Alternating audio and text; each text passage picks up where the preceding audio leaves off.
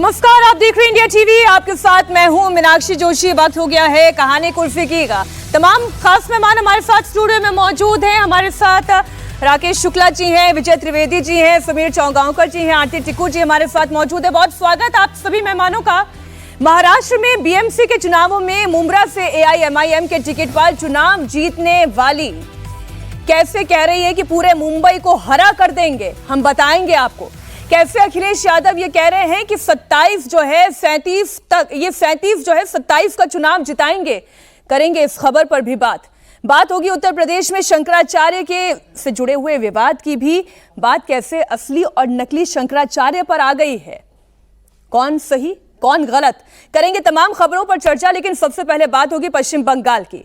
पश्चिम बंगाल में एसआईआर को लेकर तनातनी बढ़ती चली जा रही है। अब तक चुनाव आयोग पर टीएमसी की तरफ से क्या आरोप लगाया जाता रहा है कि ये चुनाव आयोग जो है वो केंद्र सरकार के इशारे पर काम कर रही है। ये चुनाव आयोग ममता दीदी के वोट काटने पर अड़ी हुई है। लेकिन ममता दीदी के विधायक जो हैं वो अब धमकियां देने पर उतारू हो गए हैं। बात राम रहीम तक आ गई है, बात लाठी डंडे तक आ गई है, बात पाताल से खींचकर निकाल देने तक आ गई है। यह हो रहा है पश्चिम बंगाल में। फरक्का से टीएमसी एमएलए मोनिरुल इस्लाम ने मुर्शिदाबाद के एक मंच से चुनाव आयोग को सीधे धमकी दी। मोनिरुल इस्लाम ने लोगों को भड़काते हुए कहा कि छोटी लाठी या झंडे से काम नहीं चलेगा, इन झंडों को डंडों से बांधना होगा, मोटे मोटे डंडों का इस्तेमाल करना होगा। एमएलए मोनिरुल इस्लाम ने क्या चेतावनी दी, पहले वो आप सुने। এই ঝান্ডা কমছি ঝান্ডা চলবে না, লাঠিতে বাঁধতে হবে, লাঠিতে। और কোমরকে ঢিলা করে দিতে হবে নির্বাচন কমিশনে। মানুষকে নিয়ে ছেলাকেলামো করছো আর তুমি নিরাপত্তা নিয়ে ঘেরাটোপের মধ্যে আছো না, তুমি আকাশে আছো, পাতাল থেকে ছেঁচিয়ে বের করবো। एमएलए मोनिरुल इस्लाम ने चेतावनी दी, चुनाव आयोग का पट्टा उतार दिया जाएगा। मोनिरुल इस्लाम ने दावा किया कि अगर फरक्का इलाके के किसी भी सही वोटर का नाम वोटर लिस्ट से हटाया गया तो चुनाव आयोग को पाताल से खींचकर बाहर निकाला जाएगा। और इतना ही नहीं, टीएमसी के इसी एमएलए ने एक नया खेल भी खेला है। मुसलमानों को उकसाने के लिए मोनिरुल इस्लाम ने यह कहा कि एसआईआर में राम वालों का नाम सुनकर उन्हें छोड़ा जा रहा है, लेकिन रहीम वालों का नाम काटा जा रहा है। एक और बयान सुनाते हैं आपको। রামের যখন নাম শুনছে তখন উনি বলছেন আপনার কিছু লাগবে না, আর রহিমের যখন নাম শুনছে তখন 14 গোষ্ঠীর ওর খতিয়ান চাইছে। এই টিচারিটার নির্বাচন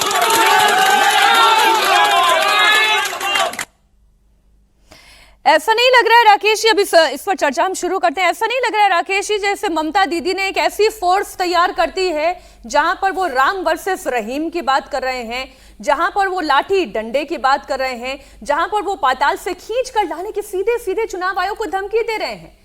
क्या वो हिंसा फैलाना चाहते हैं पश्चिम बंगाल में? देखिए, हिंसा की जहां तक बात है तो एनसीआरबी की रिपोर्ट ही बताती है कि 2021 के विधानसभा चुनाव के बाद जो दर्ज हुए मुकदमे वो 237 थे, और 237 मुकदमों में उन मतदाताओं और उन समर्थकों का घर जलाया गया, पीटा गया जो भारतीय जनता पार्टी के पक्ष में गए थे। तो ममता बनर्जी के विधायक की तरफ से जो धमकी दी जा रही है वो सीधे सीधे सेंटर एजेंसी को धमकी देके एक तो राज्य के कर्मचारियों को वो ये मैसेज दे रहे हैं कि आप हमारे साथ ही रहिए, हम आपका पूरा संरक्षण करेंगे। दूसरा, विपक्ष के मतदाता और समर्थकों को ये मैसेज कर रहे हैं कि यदि आप टीएमसी को छोड़ के उनके विरोध में जाएंगे तो आपका हश्र भी ठीक नहीं होगा, क्योंकि यदि हम सेंटर एजेंसी को धमका सकते हैं और उसके लिए कुछ भी करने के लिए उतारू हो सकते हैं तो आपको 2021 की तरह हम छोड़ेंगे नहीं। ऐसा लग रहा है विजय जी कि गले पर कट्टा रख के काम करवाने की तैयारी की जा रही है। क्यों बोल ही रहे हैं ऐसा? वो ये कह रहे हैं कि छोटे मोटे झंडे उंडों से काम नहीं चलेगा, वो पतली पतली डंडियों से काम नहीं चलेगा, मोटे मोटे डंडे लाने होंगे और पाताल से खींच कर निकालेंगे। और ये राम रहीम वाली वो जो बात कह रहे हैं, कोई प्रूफ भी तो रखते दुनिया के सामने, कोई सबूत तो नहीं है। नेताओं को भाषण देने के लिए प्रूफ की जरूरत नहीं है, धमकाने के लिए भी कोई प्रूफ की जरूरत नहीं है, इसमें कहाँ जरूरत है। और इसमें दोनों काम हो रहे हैं ना कि विधायक जो हैं हिंदू मुस्लिम पॉलिटिक्स कर रहे हैं, उसको पोलराइज करने की कोशिश करें, और ममता जी मंदिर बनवाएं, तो फिर आप ये भी नहीं कह सकते कि वो हिंदुओं के साथ नहीं है। तो दोनों तरफ काम चल सकता है ना, उससे कि दोनों बातें हो रही है। एसआईआर को लेकर लगातार चर्चा होती रही, जो उनको लड़ाई लड़नी थी, चुनाव आयोग के पास जाकर भी अपनी सारी बात कह दी है। ममता जी ने कहा था कि वो इस पे एसआईआर पर काम नहीं करेंगे, लेकिन उन्होंने पार्टी के सब लोगों को कहा कि एसआईआर पर काम करवाएं। एसआईआर ने काम कर लिया। वहाँ पर बीजेपी दूसरी तरफ शिकायत कर रही कि हमें तो घुसने ही नहीं दे रहे ये लोग, टीएमसी के लोग, कि एसआईआर में क्या गड़बड़ होगी क्या नहीं होगी। एसआईआर से अब आगे निकल गया चुनाव, अब उनको समझना चाहिए, और उसका रास्ता वो मनिरुल इस्लाम बता रहे हैं कि अब एसआईआर तो जो होगा होगा, अब पोलराइज करके इलेक्शन को लड़ा जाए। बड़ी तैयारी कर रखी है एसआईआर के विरोध में। 27 जनवरी को कोलकाता में टीएमसी का प्रोटेस्ट होगा, लेकिन इससे लेकर कल साउथ 24 परगना में जमकर तोड़फोड़ और हंगामे की तस्वीर सामने आई। तृणमूल कांग्रेस के कार्यकर्ताओं ने आम लोगों के साथ मिलकर जमकर हंगामा किया। सड़क पर टायर रख दिया गया, उन्हें आग लगा दी गई, फिर बीडीओ ऑफिस परिसर में कुर्सियों को तोड़फोड़ दिया गया। करीब 1 घंटे तक हंगामा होता रहा। तृणमूल कांग्रेस के नेताओं ने आरोप लगाया कि एसआईआर को लेकर आम लोगों को परेशान किया जा रहा है। अच्छा, परेशानी हाँ जरूर है, कुछ परेशानियां, जैसे समीर जी अब क्या परेशानी है कि मोहम्मद में नाम MOHD होना चाहिए, मोहम्मद ऐसे शुरू होना चाहिए, MU होना चाहिए, लेकिन इसी में मोहम्मद शमी भी आते हैं। फिर वो कहते हैं, क्रिकेटर हैं, नामचीन चेहरे हैं, कि एसआईआर तो होना जरूरी है, आपका नाम लिस्ट में हो, आप मतदाता हो, ये करना जरूरी है, ये हमारा अधिकार है और ये हमारी जिम्मेदारी भी है। और ये तो लाठी चलवा रहे हैं, टायर जलवा रहे हैं। देखिए, कल कांग्रेस ने भी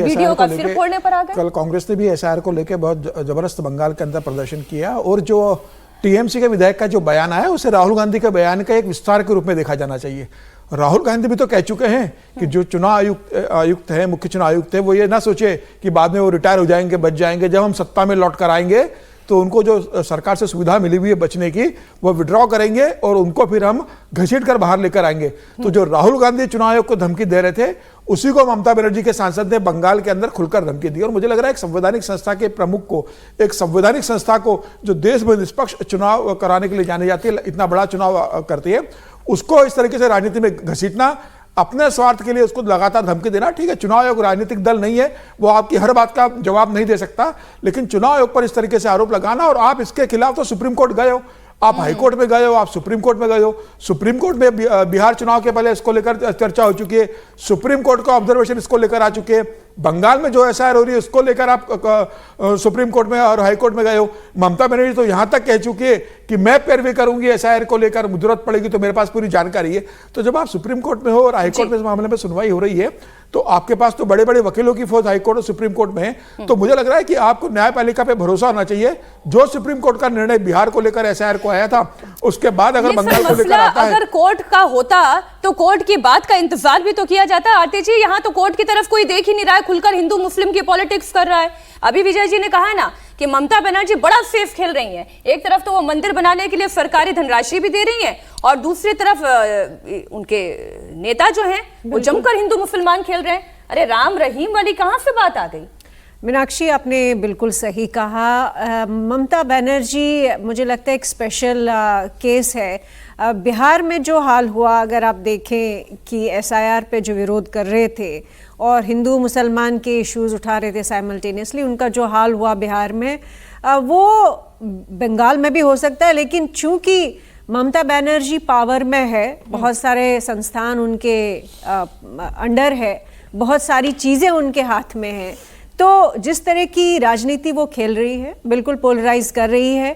मुझे लगता है वो सारे ऑपोजिशन के जितने, इंडिया अलायंस के जितने अलग अलग पार्टियां थी, उन सबको वो एक तरफ से बिल्कुल ख़त्म करने की कोशिश में, क्योंकि वो मुसलमानों का वोट जो है वो कंसोलिडेट करने की पूरी कोशिश है उनकी, कि वो सारे मुस्लिम वोट्स जो हमने देखा, इनफैक्ट महाराष्ट्र में भी हमने कई सारी जगह देखा, बीएमसी पोल्स में मुस्लिम वोट्स फ्रैगमेंट हुए और उसकी वजह से बीजेपी जीत गई। तो यहाँ पे बंगाल में जो वो कोशिश कर रही है कि जितने भी अपने आप को प्रो मुस्लिम या मुस्लिम अपीजमेंट की जो पॉलिटिक्स खेलते आ रहे हैं, कांग्रेस है या लेफ्ट है, उनको भी साइडलाइन करके वो सारी मुस्लिम एआईएमआईएम के पास कहीं वोट ना जाने पाए, बिल्कुल कांग्रेस कहीं उनसे ये मुसलमानों का वोट ना झटक ले, कहीं मुर्शिदाबाद वाली बाबरी मस्जिद जो है वो उनसे मुसलमानों को दूर ना कर दे, इसलिए राम रहीम वाली पॉलिटिक्स तो करनी होगी।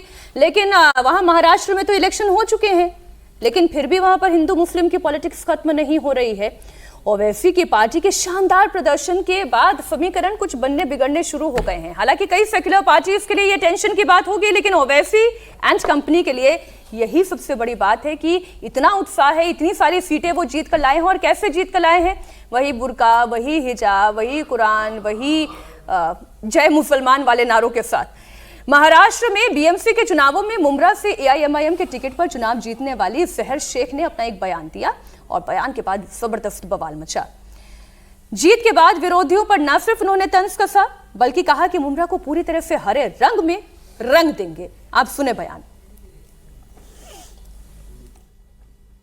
अब मेरी गुजारिश है आप सबसे कि आने वाले 5 साल बाद भी जब इलेक्शंस होंगे इंशाल्लाह, आप लोगों को उस इलेक्शन में इससे भी बड़ा मुंह तोड़ जवाब उनको देना है। पूरे के पूरे मुंब्रा को ग्रीन कलर से ऐसे रंगना है कि इन लोगों को यहाँ से बुरी तरह से पछाड़ के भेजना है इंशाल्लाह।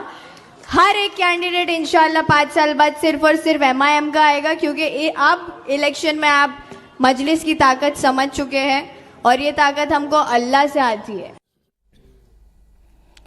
अच्छी बात है, ताकत जिसे जहां से मिले उस ताकत का उसे इस्तेमाल करना चाहिए राकेश जी, लेकिन ताकत का इस्तेमाल ऐसा कि पूरे मुंब्रा को वो हरे रंग में रंग देंगे। अब तो चुनाव हो गया। नहीं, ये मुंबई के लिए नहीं नतीजा आ गया। ये मुंबई के लिए नहीं कहा गया है, पूरे महाराष्ट्र के लिए नहीं। ये क्या है कि असदुद्दीन ओवैसी अब बंगाल में उतरने वाले हैं, तो उसके लिए उन्होंने एक मैसेज कम्युनिकेट करना शुरू कर दिया है। मीनाक्षी जी, इस समय देश के अंदर मुस्लिम वोट लेने की एक प्रतिस्पर्धा चल रही है और उसी प्रतिस्पर्धा में कांग्रेस भी कूदी हुई है, ओवैसी भी कूदे हुए हैं, ममता भी चाहती हैं।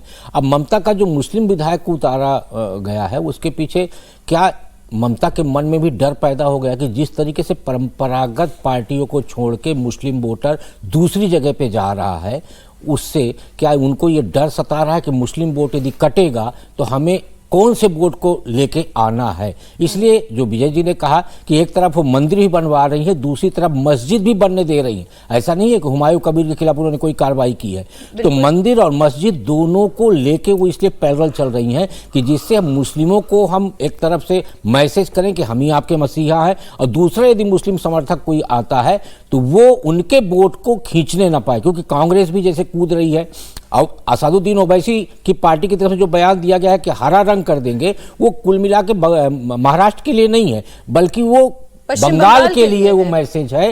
क्योंकि बिहार में उनको सफलता मिली, महाराष्ट्र में सफलता मिली, तो उससे वो बंगाल में कदम रखें, उसके पहले ही कांग्रेस और ओवैसी जैसे लोगों को रोकने के लिए ममता बनर्जी ने अपने मुस्लिम विधायक को मैदान पर उतार दिया। तो मुंबई में दिया गया एक बयान कैसे पश्चिम बंगाल तक पहुंच रहा है, अभी राकेश ये बता रहे हैं। एआईएमआईएम की पार्षद मुंब्रा को पूरी तरह से हरे रंग में रंग देना चाहती है, तो वहीं एआईएमआईएम के अध्यक्ष असदुद्दीन ओवैसी खुद ये कह रहे हैं कि मैं खुद चाहता हूं कि हिजाब पहनने वाली ही देश की प्रधानमंत्री बने।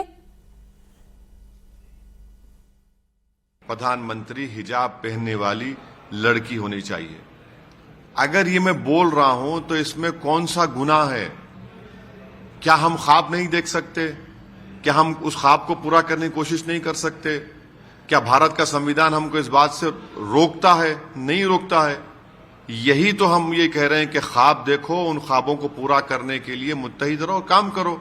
तो इसमें अगर कोई तकलीफ, किसी के पेट में दर्द हो रही है, तो भाई आप तो पाकिस्तान की जबान में बात कर रहे हैं। कोई हिजाब पहनने वाली लड़की बनेगी प्रधानमंत्री, तो इसमें बुरी बात क्या है?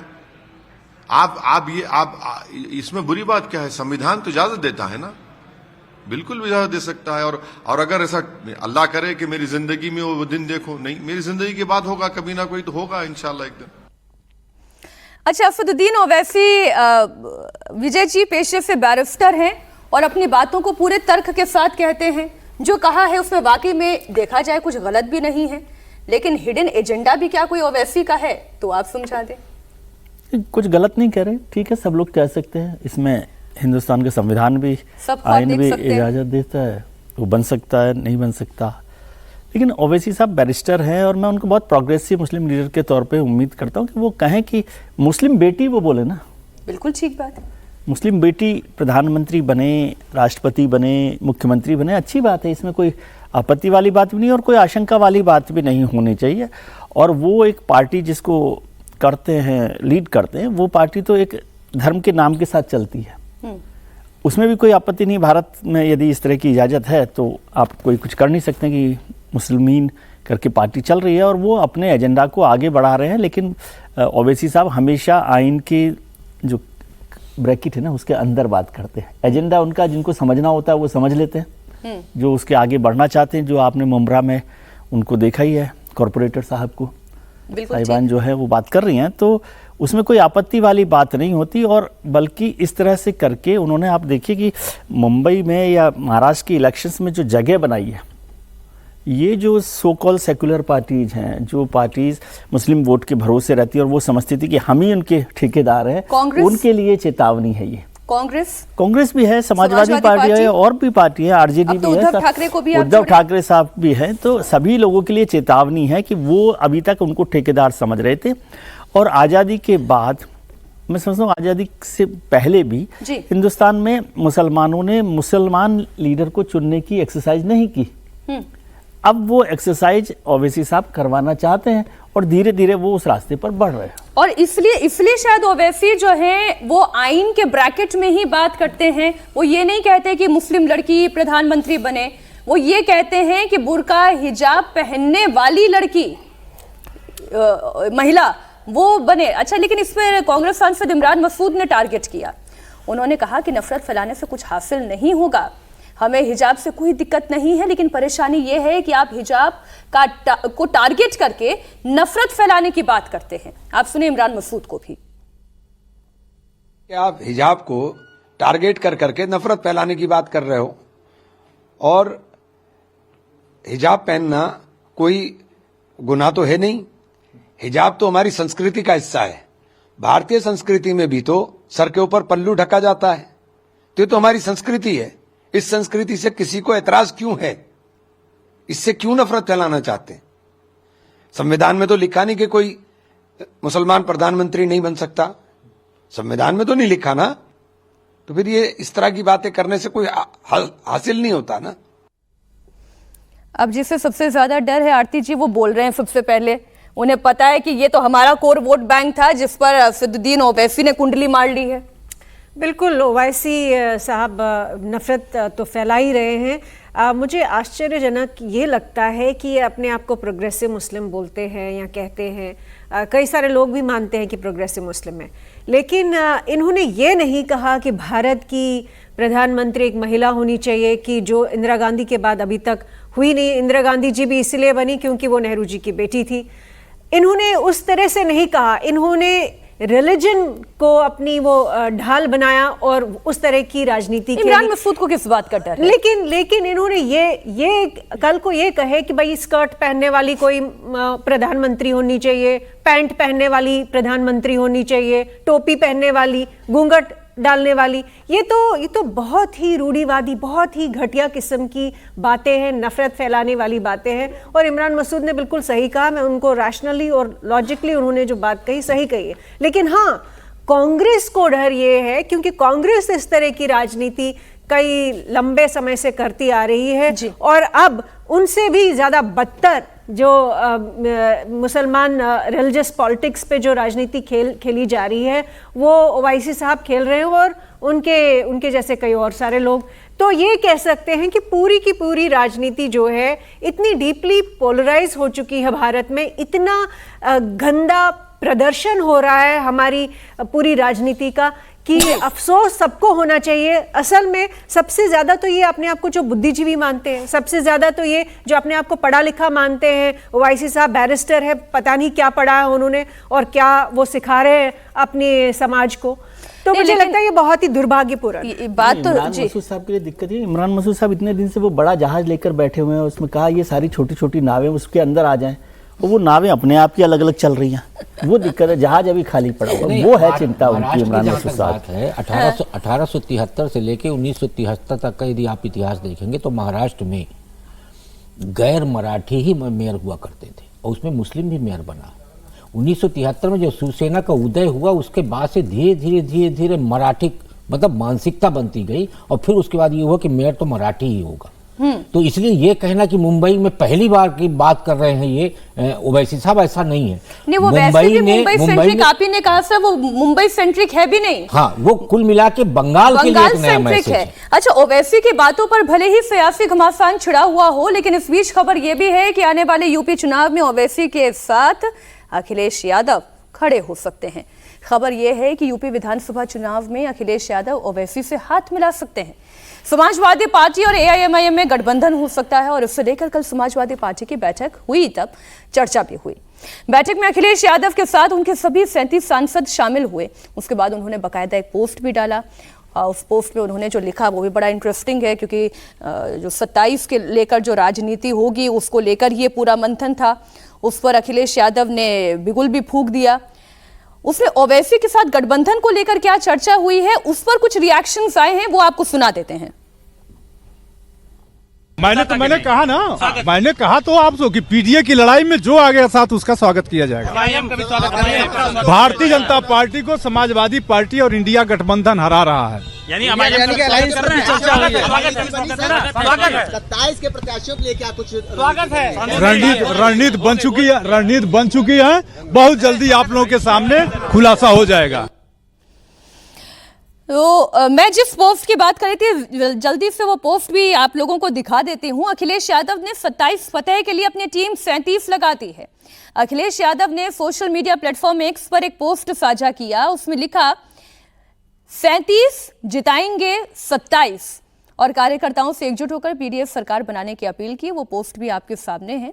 कल अखिलेश यादव ने अपने सभी सांसदों के साथ ये मीटिंग ली थी, और अच्छी बात है वो लगातार जो है एग्रेसिव दिखाई दे रहे हैं। रोड मैप भी बन रहा है, विरोधियों पर जो निशाना साधना है वो भी काम कर रहे हैं। लेकिन समीर जी, असदुद्दीन ओवैसी वाली खबर पर पहले हम चर्चा कर लेते हैं।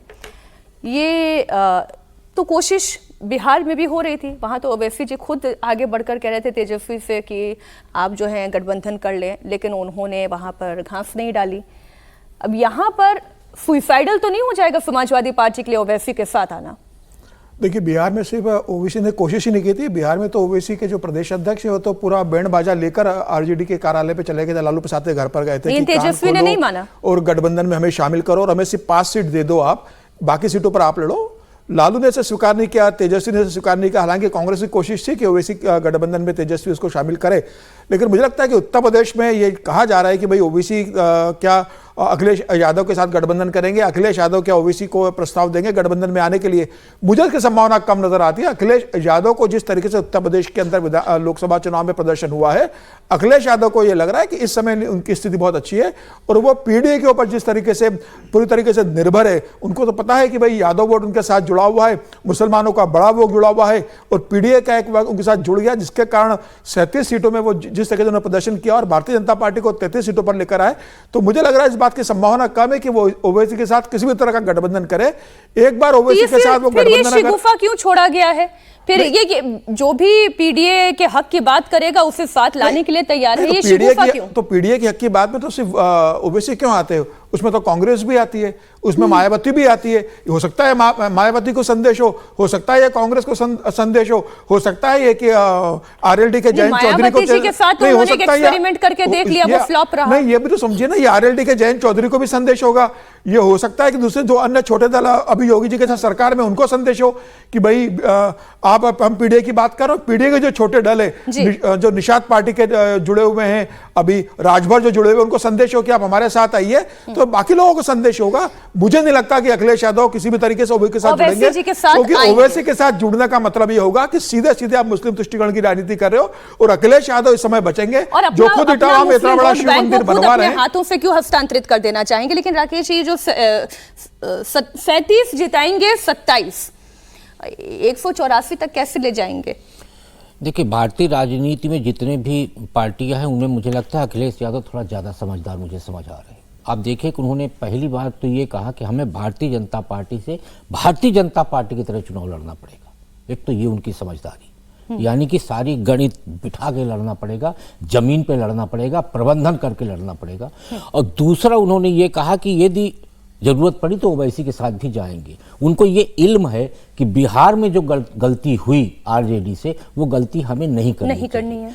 क्योंकि आज की डेट में अखिलेश यादव मजबूर हुए हैं भारतीय जनता पार्टी के पिच पे आने के लिए, यानी हिंदुत्व के पिच पे आने के लिए, और इसीलिए वो सैफई में मंदिर बनवा रहे हैं।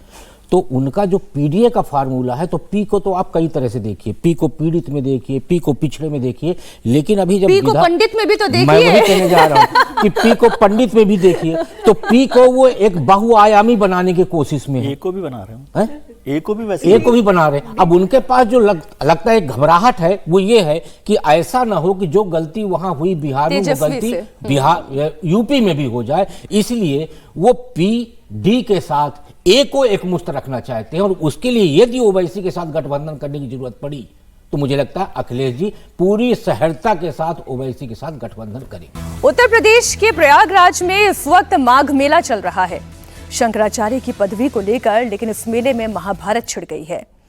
स्वामी अभिमुक्तेश्वरानंद खुद को ज्योतिष पीठ का शंकराचार्य बताते हैं, पर प्रशासन उनके इसी दावे को लेकर सवाल उठाता है। मेला प्रशासन ने स्वामी जी को नोटिस भेजा और ये पूछा कि ज्योतिष पीठ के शंकराचार्य का मामला तो सुप्रीम कोर्ट में है, आप ये पदवी कैसे अपने साथ लगा सकते हैं। लेकिन इसी मुद्दे को लेकर स्वामी अभिमुक्तेश्वरानंद सरस्वती भी बहुत नाराज हैं, बहुत आक्रोशित हैं। उन्होंने प्रशासन को लीगल नोटिस भेजा। 24 घंटे के अंदर प्रशासन से यह कहा कि आप अपना नोटिस वापस लें। स्वामी जी ने कहा कि सुप्रीम कोर्ट ने शंकराचार्य लिखने पर रोक नहीं लगाई है और उनका पट्टाभिषेक तो कोर्ट के ऑर्डर आने से पहले ही हो चुका है। अभिमुक्तेश्वरानंद प्रयागराज प्रशासन से इतने नाराज हैं कि पहले वो अधिकारियों से भिड़े और फिर बिना स्नान किए वो लौट गए। बात यहीं तक खत्म नहीं हुई, शिविर के बाहर वो धरने पर भी बैठ गए। प्रशासन का नोटिस मिला तो और भड़के। उनका कहना है कि वो शंकराचार्य हैं या नहीं, ये प्रशासन बताने वाला कौन होता है, और ये सवाल पूछने वाला भी प्रशासन कौन होता है। इसी सवाल को लेकर विपक्ष भी सरकार पर जमकर सियासत खेल रहा है, सवाल उठा रहा है। पहले आप कुछ बयानात सुने, फिर करेंगे चर्चा। शंकराचार्य वो है जिसको बाकी 3 पीठ के शंकराचार्य कहें कि शंकराचार्य है, तो बाकी 3 पीठ में से 2 पीठ के शंकराचार्य हमको शंकराचार्य कहते हैं। पिछले माघ मेले में हमको साथ लेकर के स्नान कर चुके हैं। जब स्वयं श्रृंगेरी के शंकराचार्य, द्वारका के शंकराचार्य जी हमको कह रहे हैं कि हम शंकराचार्य हैं, हमको साथ में लेकर स्नान कर रहे हैं, तो आपको इस प्रमाण की आपको जरूरत है। ये प्रशासन तय करेगा कि हम शंकराचार्य हैं कि नहीं है। उत्तर प्रदेश का मुख्यमंत्री तय करेगा कि भारत का राष्ट्रपति तय करेगा। भारत के राष्ट्रपति को भी अधिकार नहीं है कि वो तय करे कि कौन शंकराचार्य है। शंकराचार्य का निर्णय शंकराचार्य करते हैं। पुरी के शंकराचार्य जी ने हमारे बारे में कुछ नहीं कहा है। उन्होंने न तो कहा कि ये नहीं है और उन्होंने न तो कहा कि ये है, वो साइलेंट है। तो 2 शंकराचार्यों का प्रत्यक्ष लिखित व्यवहारिक समर्थन और तीसरे पीठ के शंकराचार्य की मौन स्वीकृति हमारे साथ है। और कौन शंकराचार्य है ज्योतिष पीठ का, बताइए। स्वामी जी हम हैं ज्योतिष पीठ के शंकराचार्य, निर्विवाद रूप से हैं। अब देखें, ये आपने अभिमुक्तेश्वरानंद जी का बयान सुन लिया। अखिलेश यादव इस पूरे मामले को लेकर किस तरीके से सरकार पर हमलावर हैं, एक के बाद एक अखिलेश यादव ने कई सारे पोस्ट किए हैं। इसमें उन्होंने योगी सरकार पर बहुत दफा तंज किया है। अब जैसे एक उन्होंने लिखा, शासन बड़ा की साधना, इसी पर विवाद छिड़ा हुआ है और शंकराचार्य शासन से फरियाद कर रहे हैं। ऐसी नौबत आ गई है। बीजेपी की सोच इतनी गिर जाएगी, ये कभी किसी ने सोचा नहीं था। सत्ता और धन के सिवा ये सत्ता जो है, ये सरकार जो है, वो किसी की सगी नहीं है। अच्छा, एक नहीं, ऐसे न जाने कितने सारे पोस्ट उन्होंने और किए हैं। उन्होंने ये कहा कि अहंकार तो 10 मुखी का भी नहीं बचा, इनका तो एक ही मुख है, ये क्या बचेगा। तो एक के बाद एक उन्होंने बहुत सारे पोस्ट किए हैं। और इस पूरे मामले में समीर जी, अब वो शंकराचार्य हैं या नहीं हैं, शंकराचार्य की पदवी है या नहीं, ये प्रशासन पूछने वाला कौन होता है, ये बहुत सारी बातें की जाएंगी। लेकिन ये सरकार के लिए एक बड़ा संकट खड़ा हो गया है। ये एक ऐसा टॉपिक हाथ लग गया अखिलेश यादव के, वो अपने हाथ से तो जाने देंगे नहीं। देखिए, आदि शंकराचार्य ने जब देश के 4 कोनों में, पूर्व, पश्चिम, उत्तर, दक्षिण में जब 4 मठ स्थापित किए और 4 मठों में जब उन्होंने शंकराचार्य बिठाए, तो तब आदि शंकराचार्य ने सोचा नहीं होगा कि भारत में ऐसा भी समय आएगा कि जब ये पूछा जाएगा कि आपको शंकराचार्य किसने बनाया। और भाई आज की तारीख में आप 4 शंकराचार्यों की है, चाहे श्रृंगेरी शारदा पीठ हो, चाहे द्वारका शारदा पीठ हो, चाहे अभी आप अगर देखें ये गोवर्धन पीठ का मामला हो या ज्योतिर्मय कुछ बयान सामने आ चुके हैं श्रृंगेरी के भी, द्वारका पीठ के भी, वो अभी मुक्तेश्वरानंद जी के साथ है। मुझे लगता है कि ठीक है, अभी मुक्तेश्वरानंद का जो विवादास्पद बयान रहे हैं, वो जिस तरीके से राजनीति में हस्तक्षेप करते रहे, वो जिस तरीके से बयान देते रहे, उसके बाद जिस तरीके से अभी जो घटना घटी है बहुत दुर्भाग्यपूर्ण थी। मुझे लग रहा है कि प्रशासन को इससे बचा जाना चाहिए था। जब आपको पता है कि मुक्तेश्वरानंद जी वहां पर अपने रथ बाजे गाजे के साथ आ रहे हैं, आप उन्हें पहले रोक देते। लाखों लोग वहां पर आ रहे हैं, जो आपको पता था कि वहां पर हड़बड़ी होगी, कोई गड़बड़ी हो सकती है, कोई भगदड़ मच सकती है। आप उनसे संवाद करते, समझाते और किसी तरीके से विवाद को टांगते। जिस तरीके से पकड़ के पीटा गया है, जिस तरीके से लाठीचार्ज किया गया है, मुझे लगता है यह बहुत दुर्भाग्यपूर्ण है। इसे बचा जाना चाहिए था। यह जो विवाद, और उसके बाद आप उस विवाद को खत्म करने के बजाय आप पत्र जारी कर देते हो कि आपको शंकराचार्य का सर्टिफिकेट किसने दिया है, आप किस हैसियत से शंकराचार्य हो। यह प्रशासन का काम है क्या पूछने का कि आप शंकराचार्य हो कि नहीं हो? तो मुझे लग रहा है कि प्रशासन ने जो गलती की उसको सुधारने के बजाय प्रशासन उसके ऊपर एक बड़ी गलती करते जा रहा है। मुझे लगता है यह ठीक नहीं है। संवाद के माध्यम से, बातचीत के माध्यम से इस मामले को निपटाया जाना चाहिए था। अब वो भूख हड़ताल पर वहां बैठे हैं, ये मामला इतने जल्दी निपटेगा नहीं। और ये पूरी तरीके से प्रशासन की लापरवाही रही है ना कि राष्ट्रपति को भी पूछने का ये अधिकार नहीं है कि मैं शंकराचार्य हूं या नहीं हूं। ये बात यहां तक आ गई है राकेश जी। लेकिन समस्या ये है कि ये तो जितना मसला बढ़ता जाएगा उतना ज्यादा पॉलिटिकल होता जाएगा। ये वाकई में सियासत गंगा किनारे वाली हो गई है। देखिए, ये सरकारी स्वीकार्यता का विषय नहीं है, सामाजिक स्वीकार्यता का विषय है कि समाज किसे मानता है, वो शंकराचार्य कि समाज उनको मान रहा है या नहीं मान रहा। दूसरी बात, शंकराचार्य जो है एक व्यवस्था है। सनातन धर्म की रक्षा के लिए आदि शंकराचार्य ने एक व्यवस्था दी और उसी व्यवस्था के तहत उन्होंने अपने शिष्य को शंकराचार्य बनाया, जो परंपरागत तरीके से चला आ रहा है। हम कहते हैं, मान लीजिए सरस्वती जी ने जी, मान लीजिए हम मानते कि वो शंकराचार्य नहीं है, लेकिन संत तो है। क्या उन्होंने सनातन विरोधी कोई कार्य किया है? क्या समाज उनको अस्वीकार कर रहा है? सरकार कौन होती है पूछने वाली कि आप शंकराचार्य हैं या नहीं है? पहली बात। दूसरी बात, यदि विवाद हुआ, उस विवाद का पटाक्षेप तो इस बात से भी किया जा सकता है कि संत के पास जाके आप क्षमा मांगिए और उनसे कहिए कि जो गलती हुई उसके लिए हम क्षमा प्रार्थी हैं, आप चलिए स्नान करिए, हम पूरे आदर के साथ आपको लेके सर, मैं इसमें एक बार प्रशासन का एंगल भी बता दूं दर्शकों को। इसमें प्रशासन ये कह रहा है राकेश जी कि पहली बात तो शंकराचार्य के मुद्दे पर ही उन्होंने जो प्रश्न उठाया, वो ये कह रहे हैं कि जितने अन्य शंकराचार्य भी हैं, जितने बड़े बड़े साधु संत भी हैं, ये कुंभ का मेला नहीं है, ये माघ मेला है और इसमें शाही सवारियां नहीं निकलती है, इसलिए उस तरीके की व्यवस्था नहीं थी। और अगर शंकराचार्य जी को जाना भी था कि पालकी लेकर जाना था तो पहले से प्रायर नोटिस देते, वो भी नहीं दिया गया। अब वो आगे बढ़ गए, हट पर आ गए, बैरिकेडिंग तोड़ दी। अगर कल को कोई बड़ा हादसा हो जाता तो फिर जवाबदेही किसकी होती? तो एक के बाद एक बहुत सारे बयान प्रशासन की तरफ से भी दिए जा रहे हैं। वो ये कह रहे हैं कि हमारा पक्ष भी तो आप सुने। हाँ, बिल्कुल सही है, उनकी बात गलत नहीं है। मैं प्रशासन की बात से पूर्णतः सहमत हूँ। लेकिन यदि आप माघ मेला को कुंभ की तरह प्रचारित करेंगे तो माना तो यही जाएगा ना कि आप बहुत अच्छी व्यवस्था लेके चल रहे हैं। तो आपने प्रचार क्या किया कि हम कुंभ की तरह व्यवस्था करके चल रहे हैं। तो यदि आपने कुंभ की तरह व्यवस्था किया तो कोई भी शंकराचार्य, कोई भी संत यदि माघ स्नान करने जा रहा है तो प्रशासन से अनुमति लेने की जरूरत नहीं है उसको, और वो संगम में ही स्नान करेगा। तो यदि वो आ रहे थे तो यदि सतुआ महाराज को नहलाने के लिए आप पूरा बैरिकेटिंग कर सकते हैं तो अब मुक्तेश्वरानंद को नहलाने के लिए भी आप कर सकते थे। इसका मतलब तो साफ है कि एक तरफ तो आपके लिए कोई बहुत महत्वपूर्ण है, दूसरा आपके लिए महत्वपूर्ण नहीं है। ये भेदभाव नहीं किया जाना चाहिए। और वैसे भी कोई शंकराचार्य हो तभी उसका आदर किया जाए, ये भी परिपाटी नहीं है। किसी का संत होना ही काफी है, अब वो पालकी के साथ हो या बिना पालकी के हो, ऐसा व्यवहार उचित नहीं रहा, ये तो सभी मान रहे हैं। अभी मुक्तेश्वरानंद विवाद पर संजय निषाद ने बयान दिया, साधु संतों को कोई मोह नहीं रहता। उन्होंने कहा साधु संत पैदल भी चलते हैं, दोनों तरफ से धैर्य का परिचय होना चाहिए था। एक बार ये बयान भी आप सुन लें। अब जो है वहाँ जो मेला प्रशासन है उसने एक नोटिस उनको दे दिया है कि आप शंकराचार्य नहीं हैं, आप शंकराचार्य की पदवी कैसे इस्तेमाल कर रहे हैं। देखिए, वो कह रहे शंकराचार्य के, आप प्रशासन कौन होता है? मेला प्रशासन उनके शंकराचार्य है कि नहीं, उस पर सवाल उठाना। हमारे देश में एक परंपराएं हैं, एक सामाजिक व्यवस्था, एक धार्मिक व्यवस्था है, लेकिन हमारे देश में एक राजनीतिक व्यवस्था है जिसे हम कहते हैं संवैधानिक व्यवस्था।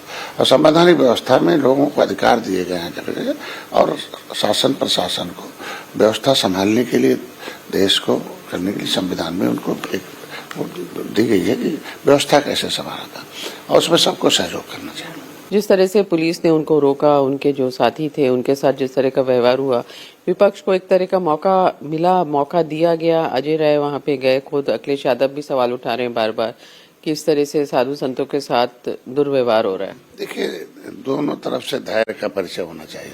संतों के तरफ से भी धैर्य का परिचय होना चाहिए, और उसे बैठकर बातचीत से समस्या को आगे बढ़ना चाहिए। संजय निषाद जी बोल रहे हैं विजय जी, ठीक है, धैर्य का परिचय होना चाहिए था। किसके लिए बोल रहे हैं ये नहीं समझ आया। दोनों तरफ से। अच्छा, ठीक है, फिर दोनों तरफ तो धैर्य तो सबसे बेहतर चीज है। धर्म में भी धैर्य को बात। देखिए, इशू क्या है, ये जितनी बात हो रही है वो तो ठीक है, प्रशासन जब बात कहेगा तो वो अपनी तरह से ठीक कर रहा है। प्रशासन को याद है कि कुंभ में उन्होंने अविविक्तेश्वरानंद को किस तरह से रखा था। सारे के सारे officer, senior officers, SP level के ऑफिसर उनके हाजिरी में खड़े हुए थे जब उनका वो निकल रहा था। तो उस दिन नहीं पूछा था उन्होंने कि वो शंकराचार्य हैं कि नहीं है। बिल्कुल ठीक बात। अभी 1 साल पुरानी बात है, फरवरी की, अभी तो 1 साल भी नहीं हुआ पूरा वो बात। लेकिन मुद्दा वो है ही नहीं कि आपके पास ये अधिकार नहीं है। अधिकार का मतलब कोई कानूनी व्यवस्था ऐसी नहीं है कि शंकराचार्य की कोई डिग्री लेकर वहां पर खड़े हुए हैं। वो व्यवस्था सामाजिक व्यवस्था है। अधिकार नहीं, सामाजिक व्यवस्था, सरकार कोई अधिकार नहीं कि उनसे पूछे। हाँ, वही तो मैं कह रहा हूँ कि ये सामाजिक व्यवस्था है, कोई सरकार की व्यवस्था नहीं है कि शंकराचार्य। और जब वो इशू दूसरा आप इस पर आ गए कि नहीं अब शंकराचार्य हो कि नहीं हो, आप इसको कैसे करेंगे। मान लीजिए शंकराचार्य नहीं है, मीनाक्षी जी जा रही है, तो मीनाक्षी जी जा रही हैं यदि, तो उसके लिए भी सरकार की जिम्मेदारी है कि वो देखे कि ठीक से जा रहे हैं कि नहीं जा रहे, सुरक्षित जा रहे हैं कि नहीं जा रहे। उनको तो छोड़ दीजिए। लेकिन गहरा मुद्दा क्या है? गहरा मुद्दा यह है कि भारतीय जनता पार्टी को धर्म के एकाधिकार की आदत हो रही है। अच्छा, ये बात सही। असली बात यह है कि वो समझते कि धर्म जो है उसके ठेकेदार, व्यवस्थापक, संरक्षक हम ही हैं, कोई और नहीं कर सकता। अविविक्तेश्वरानंद और सतवा महाराज में क्या फर्क है? क्योंकि वो कांग्रेस की पॉलिटिक्स के साथ चलते हैं, अविविक्तेश्वरानंद, और वो जिनके उनके जो गुरु रहे स्वरूपानंद सरस्वती, वो भी रहे। तो ये भारतीय जनता पार्टी के जो भी नेता हैं या जो व्यवस्था देख रहे हैं उनको पसंद नहीं है। और ये झगड़ा तब से चल रहा है, स्वरूपानंद के वक्त से, आज का नहीं है। तो ये जो आपने समझ लिया है कि धर्म का एकाधिकार आपके पास रहना चाहिए, उस व्यवस्था का झगड़ा है। बाकी सब ये छोटी छोटी चीजें हो रही है, और भारतीय जनता पार्टी को समझना चाहिए कि भाई इससे वो दूर रहे। योगी जी अपने जो मठ है उसके वो हैं पीठाधीश्वर, हिंदू धर्म के पीठाधीश्वर नहीं है। तो ये लड़ाई वहां पर चल रही है, उस लड़ाई से बचने की कोशिश करनी चाहिए। बाकी मुद्दे तो छोटे छोटे हैं, सुलझ जाएंगे, प्रशासन भी जाकर बात कर ले। नहीं, लेकिन ये बात आपने बिल्कुल 100% की बोली विजय जी कि जब आप सनातन धर्म की बात लेकर चलते हैं, उसके ध्वजावाहक अपने आप को घोषित करते हैं, तो फिर आप ये बात बिल्कुल ठीक है, चाहे वो शंकराचार्य हो चाहे ना हो, वो कोई छोटा साधु हो, कोई बहुत बड़ा संत हो, सभी के लिए सुरक्षा और व्यवस्था की जिम्मेदारी इसी प्रशासन की है। और फिर ये प्रशासन पूछने वाला कोई नहीं होता कि वो शंकराचार्य हैं या नहीं है। हम एक और खबर की बात करेंगे, ये मसला भी लेकिन हिंदू मुस्लिम वाली राजनीति से जुड़ा हुआ है। मसला भोजशाला का है। बसंत पंचमी से पहले भोजशाला को लेकर फिर से तनाव है। हिंदू और मुस्लिम पक्ष आमने सामने आ गए हैं। इस बार 23 जनवरी यानी कि शुक्रवार को बसंत पंचमी है। हर शुक्रवार को भोजशाला में जुमे की नमाज भी होती है। हिंदू संगठन बसंत पंचमी पर पूरे दिन मां सरस्वती की पूजा करना चाहता है। साथ ही उस दिन जुमे की नमाज पर रोक की मांग भी हो रही है। यह मामला सुप्रीम कोर्ट में पहुंच गया है, जहां बसंत पंचमी से एक दिन पहले सुनवाई होगी। उससे पहले कल हिंदू संगठनों से जुड़े हुए लोगों ने यहां पर हनुमान चालीसा का पाठ किया, जयकारा लगाया, नारेबाजी हुई। हिंदू पक्ष की तरफ से विष्णु शंकर जैन सुप्रीम कोर्ट पहुंच गए। सुप्रीम कोर्ट में याचिका दायर कर उन्होंने बसंत पंचमी के हिंदुओं को अखंड पूजा के अधिकार मिलने की बात की। यहां तक तो बात ठीक थी, लेकिन उन्होंने मांग ये भी की कि नमाज पर रोक लगाई जाए। सुप्रीम कोर्ट में 22 जनवरी को मामले की सुनवाई होगी। मुस्लिम समुदाय अपनी तरफ से बसंत पंचमी के दिन सांकेतिक नमाज की पेशकश कर रहा है आरती जी, लेकिन मुस्लिम ये कह रहा है कि नमाज तो हम पढ़ेंगे और 23 जनवरी को पढ़कर रहेंगे, हम उससे तो पीछे नहीं हटेंगे। मामला एक बार फिर से तूल पकड़ रहा है भोजशाला में।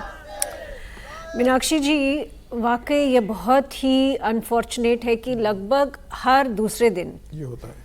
हिंदू मुसलमान का जो झगड़ा है वो हेडलाइंस होती है, हिंदू मुसलमान का इशू जो है वो सारे मसले जो भारत के इस वक्त है आम जनता के हैं, वो पानी, बिजली, सड़क, कोई भी चीज़ लीजिए, अनएम्प्लॉयमेंट लीजिए, इतने लोगों की परेशानियां हैं, उसके बारे में हम बात नहीं कर रहे हैं। लेकिन ये झगड़े हर पॉलिटिकल पार्टी उठा रही है। झगड़े क्यों नहीं सुलझाए गए? झगड़े इसलिए नहीं सुलझा रहे क्योंकि कोई भी पॉलिटिकल पार्टी रिस्पॉन्सिबिलिटी नहीं उठाना चाहती है जिसमें अकाउंटेबिलिटी आए, जिसमें उनसे सवाल खड़े किए जाए कि एडमिनिस्ट्रेशन, जैसे अभी आप शंकराचार्य जी की बात कर रही थी, इतने मसले हैं लेकिन वो एक मसला सबसे बड़ी खबर है। इतने इश्यूज है आज की डेट में, आप देख रही पूरी दुनिया कहाँ जा रही है, दुनिया के कितने बड़े चैलेंजेस हैं, उन चैलेंजेस को हम कैसे डील करेंगे उस पर कोई बात नहीं करना चाहता है क्योंकि अकाउंटेबिलिटी नाम की जो चीज़ है भारत की राजनीति से गायब हो चुकी है। कोई भी पॉलिटिकल पार्टी आप लीजिए, वो टीएमसी हो, वो अखिलेश यादव हो, कांग्रेस हो, बीजेपी हो, कोई भी पॉलिटिकल पार्टी जो है हिंदू मुसलमान का जो ऐसा फॉर्मूला पकड़ के बैठी है कि वो वही हम, मुझे ऐसा कभी कभी लगता है कि 1930s में जिस तरह की विभाजन की बातें होती थी, जिस तरह का हिंदू मुसलमान का एजेंडा चलता था मुस्लिम लीग और कांग्रेस पार्टी में, आज की डेट में पाकिस्तान तो बन गया 47 में, लेकिन आज की डेट में पाकिस्तान अंदर ही अंदर सारी पॉलिटिकल पार्टीज जो है वो बना रही है। और मुझे लगता है कि इसमें सिर्फ हमें आम जनता को ब्लेम नहीं करना चाहिए, हर पॉलिटिकल पार्टी इसके लिए रिस्पॉन्सिबल। मुझे एक बात बताएं आरती जी, यहाँ पर अगर हिंदू पूजा करना चाहते हैं तो क्या ये उनका अधिकार होना चाहिए या नहीं होना चाहिए?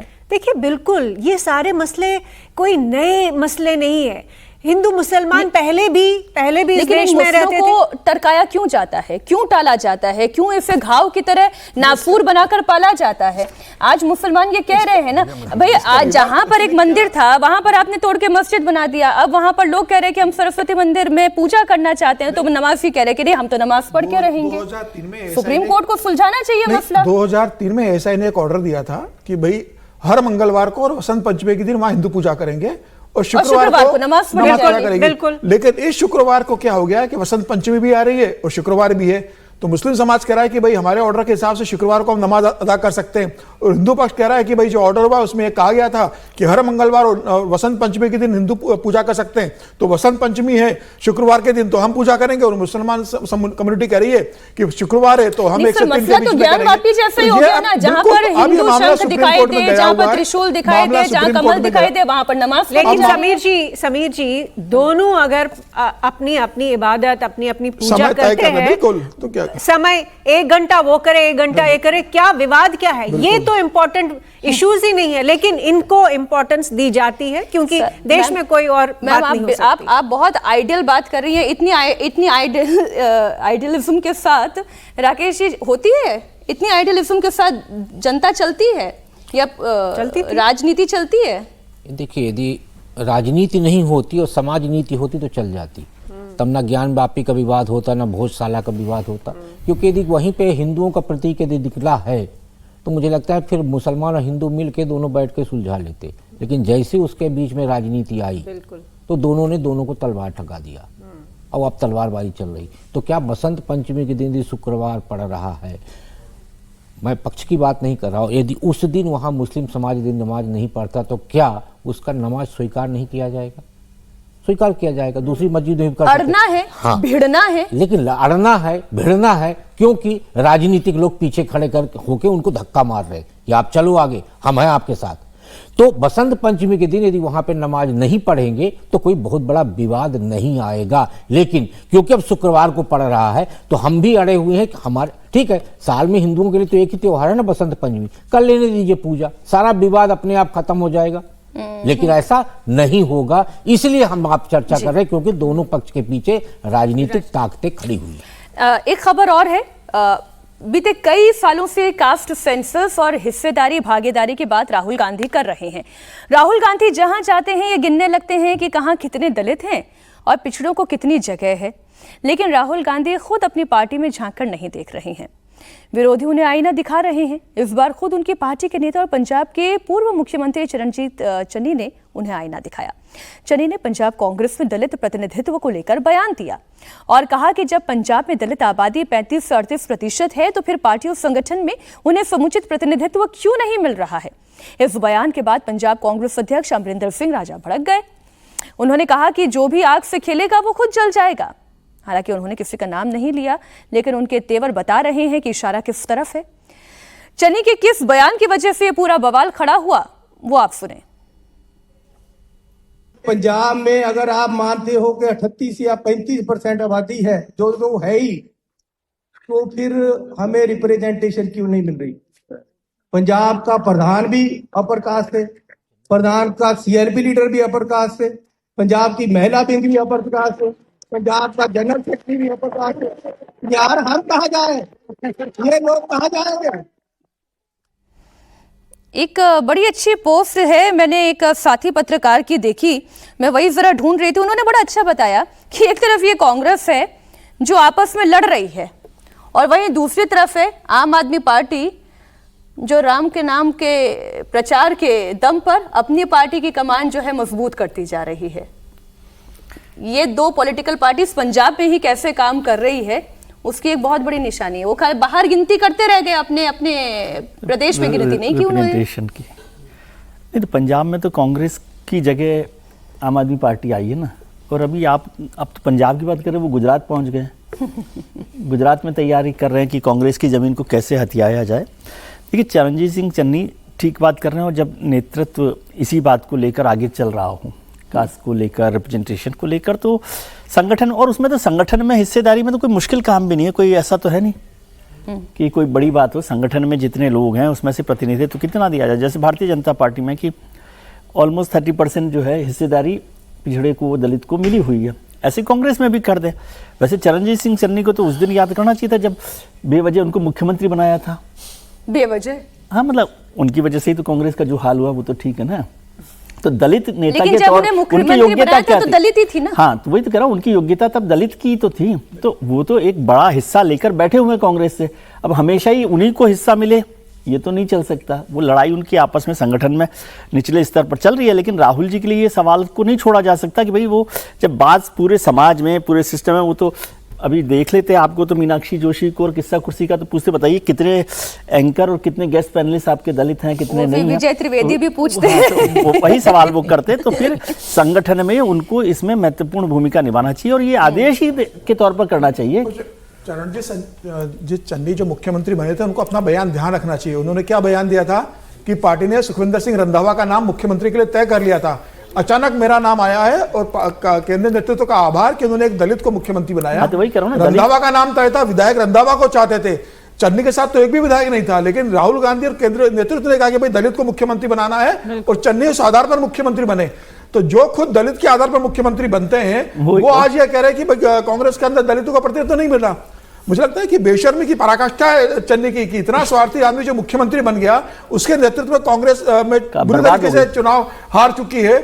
उसके बाद वो अब इस बात का जिक्र कर रहे हैं कि अब जब चुनाव आ रहे हैं 2 साल बाद, तो उनको लग रहा है कि फिर मैं दलित का कार्ड खेलूं, पार्टी मुझे कंफर्म करे। राहुल जी ठीक कर रहे हैं बिल्कुल कि क्या है कि भाई आपको मुख्यमंत्री बना देंगे, सरकार आएगी तो कोई न राजा वडिंग बनेगा न कोई दूसरा रंधावा बनेगा, आप ही बनेंगे भले पार्टी। राहुल जी ठीक कर रहे हैं या नहीं कर रहे हैं? मैं कह रहा हूँ 2 अलग अलग बातें। राहुल जी को रिप्रेजेंटेशन देना चाहिए दलितों को, जो लेकिन रिप्रेजेंटेशन का आधार क्या केवल दलित होना चाहिए? नहीं, मतलब जो भी आधार हो सब लोगों को जो मिलना चाहिए। लेकिन चन्नी के पास ये अधिकार नहीं कि वो इस तरह की बात राहुल गांधी पर सवाल खड़ा करें। मैं ये कह रहा हूँ 2 अलग अलग बातें। उनकी मांग भले ही सही भी हो सकती है, लेकिन वो तो केवल इसी आधार पर मुख्यमंत्री दलित को राष्ट्रीय अध्यक्ष बना के रखा है भाई कांग्रेस ने। आप भी क्या बात कर रहे हैं? राष्ट्रीय अध्यक्ष दलित है जी, मतलब दलित तो है, ठीक है, दलित तो है, हाँ। है तो उसे नकारा नहीं जा सकता। राष्ट्रीय अध्यक्ष है तो हम इस दुनिया के सबसे हॉट टॉपिक डोनाल्ड ट्रंप की बात करने जा रहे हैं। अमेरिकी राष्ट्रपति डोनाल्ड ट्रंप आज शाम क्या करने वाले हैं, यह हालांकि सिर्फ डोनाल्ड ट्रंप को ही पता है कि वो क्या करने वाले हैं। और जो वो कहते हैं वो कई बार नहीं करते हैं, और जो करते हैं वो ऐसा अजीबोगरीब होता है जो पूरी दुनिया को परेशान कर देता है। वो काम कम और कारनामे ज्यादा करते हैं। ग्रीनलैंड पर कब्जा करने का क्या उन्होंने कोई प्लान तैयार कर लिया है? अब से कुछ ही देर के बाद वो दावोस में बोलने वाले हैं और इसी पर दुनिया भर की निगाहें टिकी हुई हैं। ग्रीनलैंड को लेकर यूरोपीय देश ट्रंप का जबरदस्त विरोध कर रहे हैं, लेकिन ट्रंप ग्रीनलैंड के नाम पर हर दिन नया प्रोपेगेंडा लेकर आते हैं। ट्रंप के सोशल मीडिया ट्रुथ सोशल पर एक मैप उन्होंने शेयर किया। वो मैप इस वक्त हम कहानी कुर्सी के दर्शकों को दिखा रहे हैं। अब आप इसको नक्शे को देखिए। इसमें कनाडा भी अमेरिका का, ग्रीनलैंड भी अमेरिका का, वेनेजुएला भी अमेरिका का इस नक्शे में ऐसा दिखाया गया है। इसके साथ ही ट्रंप ने ग्रीनलैंड को लेकर एक अलग से पोस्ट शेयर किया। इसमें ग्रीनलैंड की जमीन पर ट्रंप अमेरिकी झंडा फहराते हुए नजर आ रहे हैं। उनके पीछे वाइस प्रेसिडेंट जेडी वेंस दिखाई दे रहे हैं, secretary of state Marco Rubio दिखाई दे रहे हैं। और उसके बाद फिर वो कहते क्या हैं, वो और दिलचस्प होता है। आप सुने एक बयान। I think something's going to happen that's going to be very good for everybody. Nobody's done more for NATO than I have. I think that we will work something out where NATO is going to be very happy and where we're going to be very happy. But we need it for security purposes. We need it for national security and even world security. It's very important. आज दरअसल Europe के लिए जो सबसे बड़ा खतरा है ना, वो रूस और चीन नहीं है। यूरोप के लिए सबसे बड़ा खतरा कौन बन गए हैं? वो खुद ट्रंप बन गए हैं। वो अपनों के लिए भी बड़ा खतरा बन गए हैं, लेकिन ट्रंप ये कह रहे हैं कि मैं जो कुछ कर रहा हूं वो नेशनल सिक्योरिटी के इंटरेस्ट में कर रहा हूं, और इसी इंटरेस्ट के नाम पर वो ग्रीनलैंड पर कब्जा करना चाहते हैं।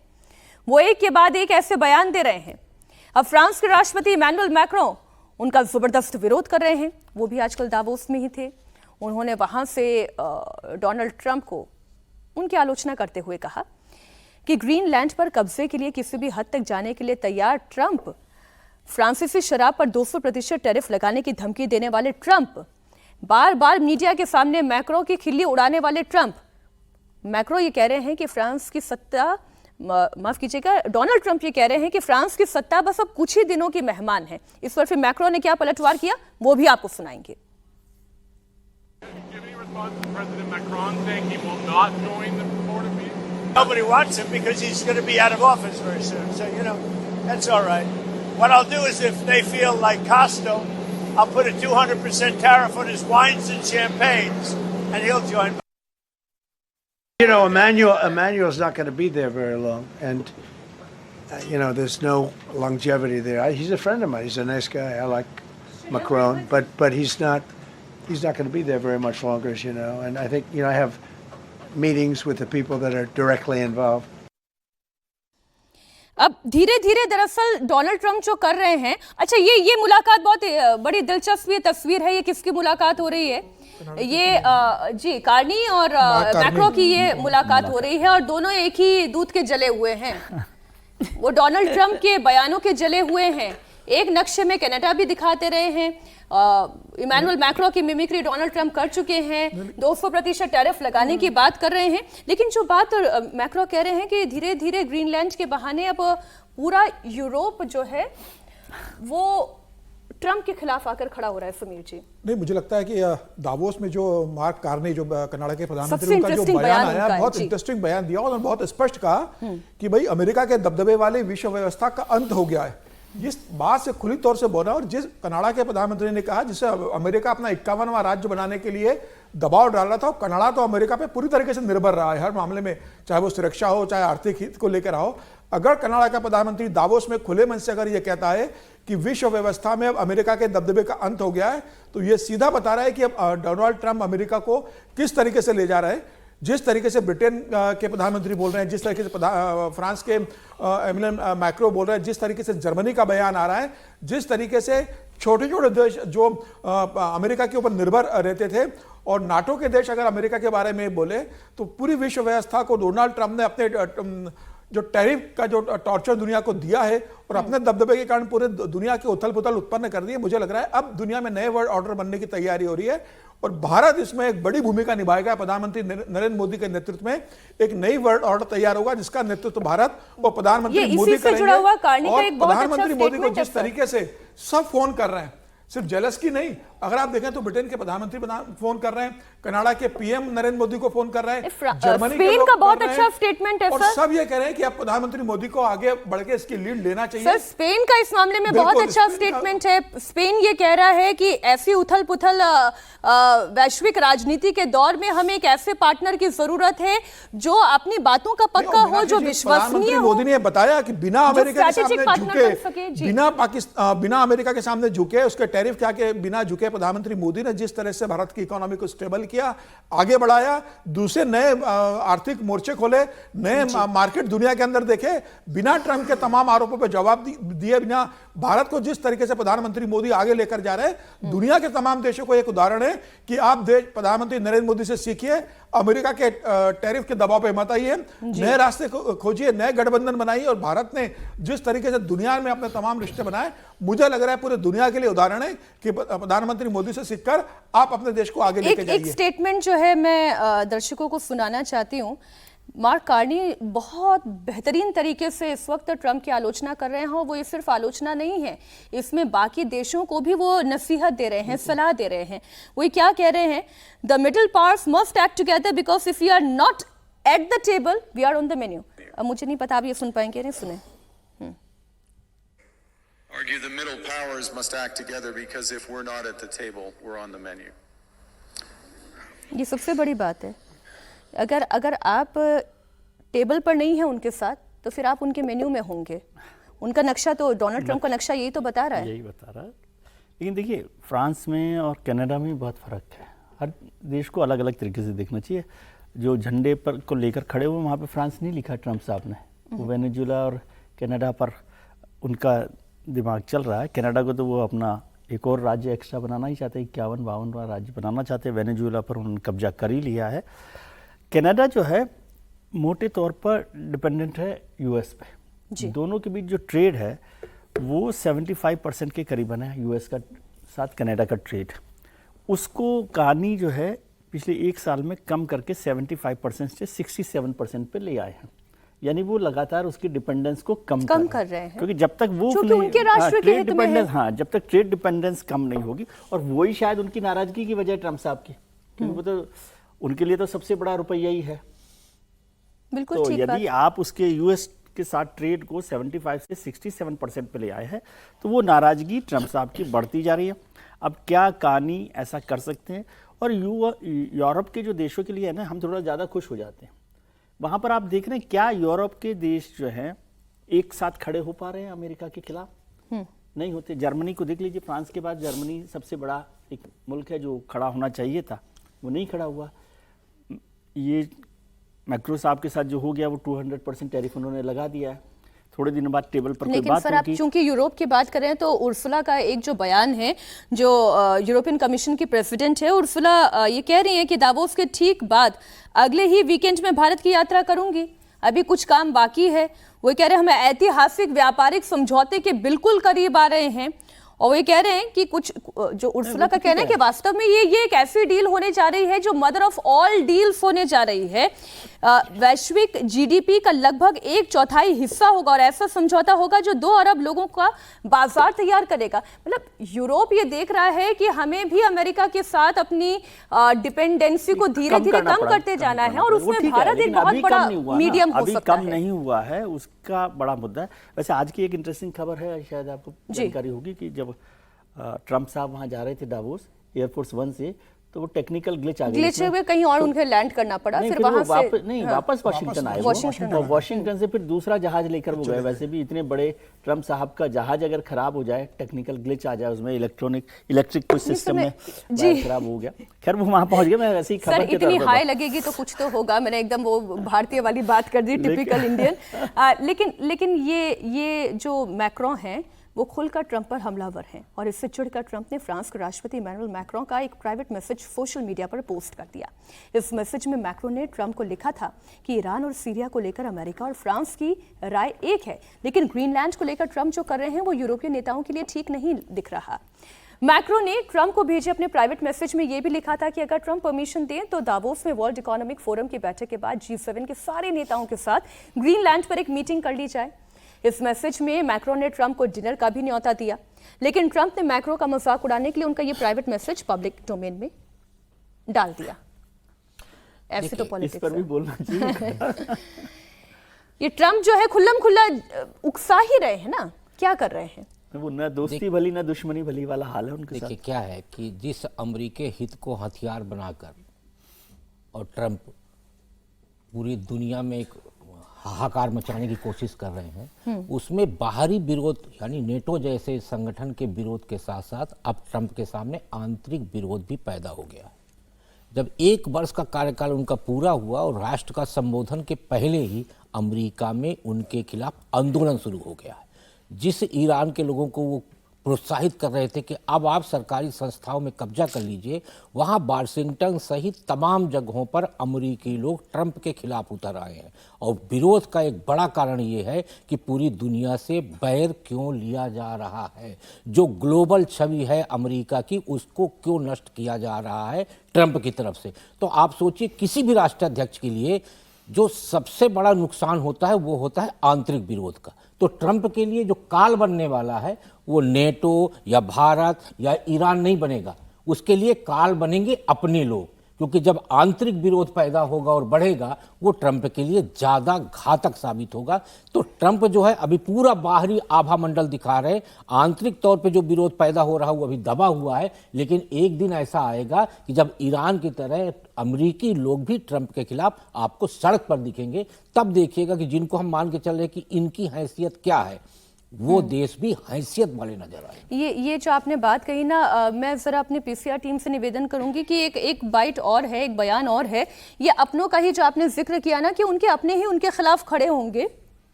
अमेरिकी राजनीतिज्ञ हैं एमी, उन्होंने ट्रंप की बड़ी बेइज्जती की है। उन्होंने ग्रीनलैंड और ट्रंप में क्या अंतर है ये उन्होंने बताते हुए जो बातें कही है वो बड़ी इंटरेस्टिंग है। उन्होंने कहा ग्रीनलैंड और ट्रंप में क्या अंतर है, बता दूं, ग्रीनलैंड बिकने के लिए नहीं है। उन्होंने कहा कि और इससे पहले कि ट्रंप का कोई चाहने वाला मुझ पर अंडे फेंक दे तो आप ऐसा नहीं कर सकते क्योंकि अंडे काफी महंगे हैं। अगर ये बयान तैयार है अमेरिकी राजनीतिज्ञ एमी का, वो जरा प्ले करें। दुनिया का दादा है लेकिन घर ही में घिर रहा है। रूस भी तो कह चुका है, रूस भी ये क्लियर कर दिया है कि डेनमार्क का हिस्सा नहीं है ग्रीनलैंड। उन्होंने तो एक तरह से ग्रीनलैंड को इंडिविजुअल एक वो तो लावरोव कह रहे हैं ना कि सर कि यूरोप को कोई खतरा नहीं है रूस से, ना ग्रीनलैंड को कोई खतरा है रूस से। ये सब अमेरिका अपने हित के लिए कर रहा है। हाँ, तो रसिया का आना और ये कहना कि ग्रीनलैंड को आप एक डेनमार्क का हिस्सा समझते हुए आप कहें कि उसे खरीद लेंगे, उसे बर्बाद कर देंगे, हथियार लेंगे, तो ऐसा नहीं है। वो एक इंडिपेंडेंट कंट्री है और इंडिपेंडेंट कंट्री निरूपित करने का मतलब है रसिया का कि हम भी उस कंट्री को बचाने के लिए आ सकते हैं। देखिए पुतिन का एक बड़ा इंटरेस्टिंग बयान आया है। पुतिन ने कहा ये यूरोपियन देश जो है कितना भी भूख लें, ट्रंप आएगा तो सब उसके सामने फिर पूछ लाने लग जाएंगे उसके आगे पीछे अपने स्वार्थ के लिए। ये कहीं नहीं जाने वाले, ये सब ट्रंप के सामने पूछ लाएंगे, देख लेना। तो ये यूरोप को आईना दिखाने जैसा जिस तरीके से उसने पुतिन ने कहा यूरोप को कि आप बड़ी बड़ी बातें मन से मत कीजिए, जब ट्रंप आपको धमकी देगा या आपके सामने आएगा तो सब पूछ लाओगे अपने स्वार्थ के लिए, और ये हो भी रहा जिस तरीके से वो तो दिखाया ही था जब सभी वॉशिंगटन डीसी गए थे तो बिल्कुल क्लासरूम में जैसे बच्चे बैठते हैं, बिल्कुल जिस तरह से बिठाया था और जिस तरह से वो बैठे थे।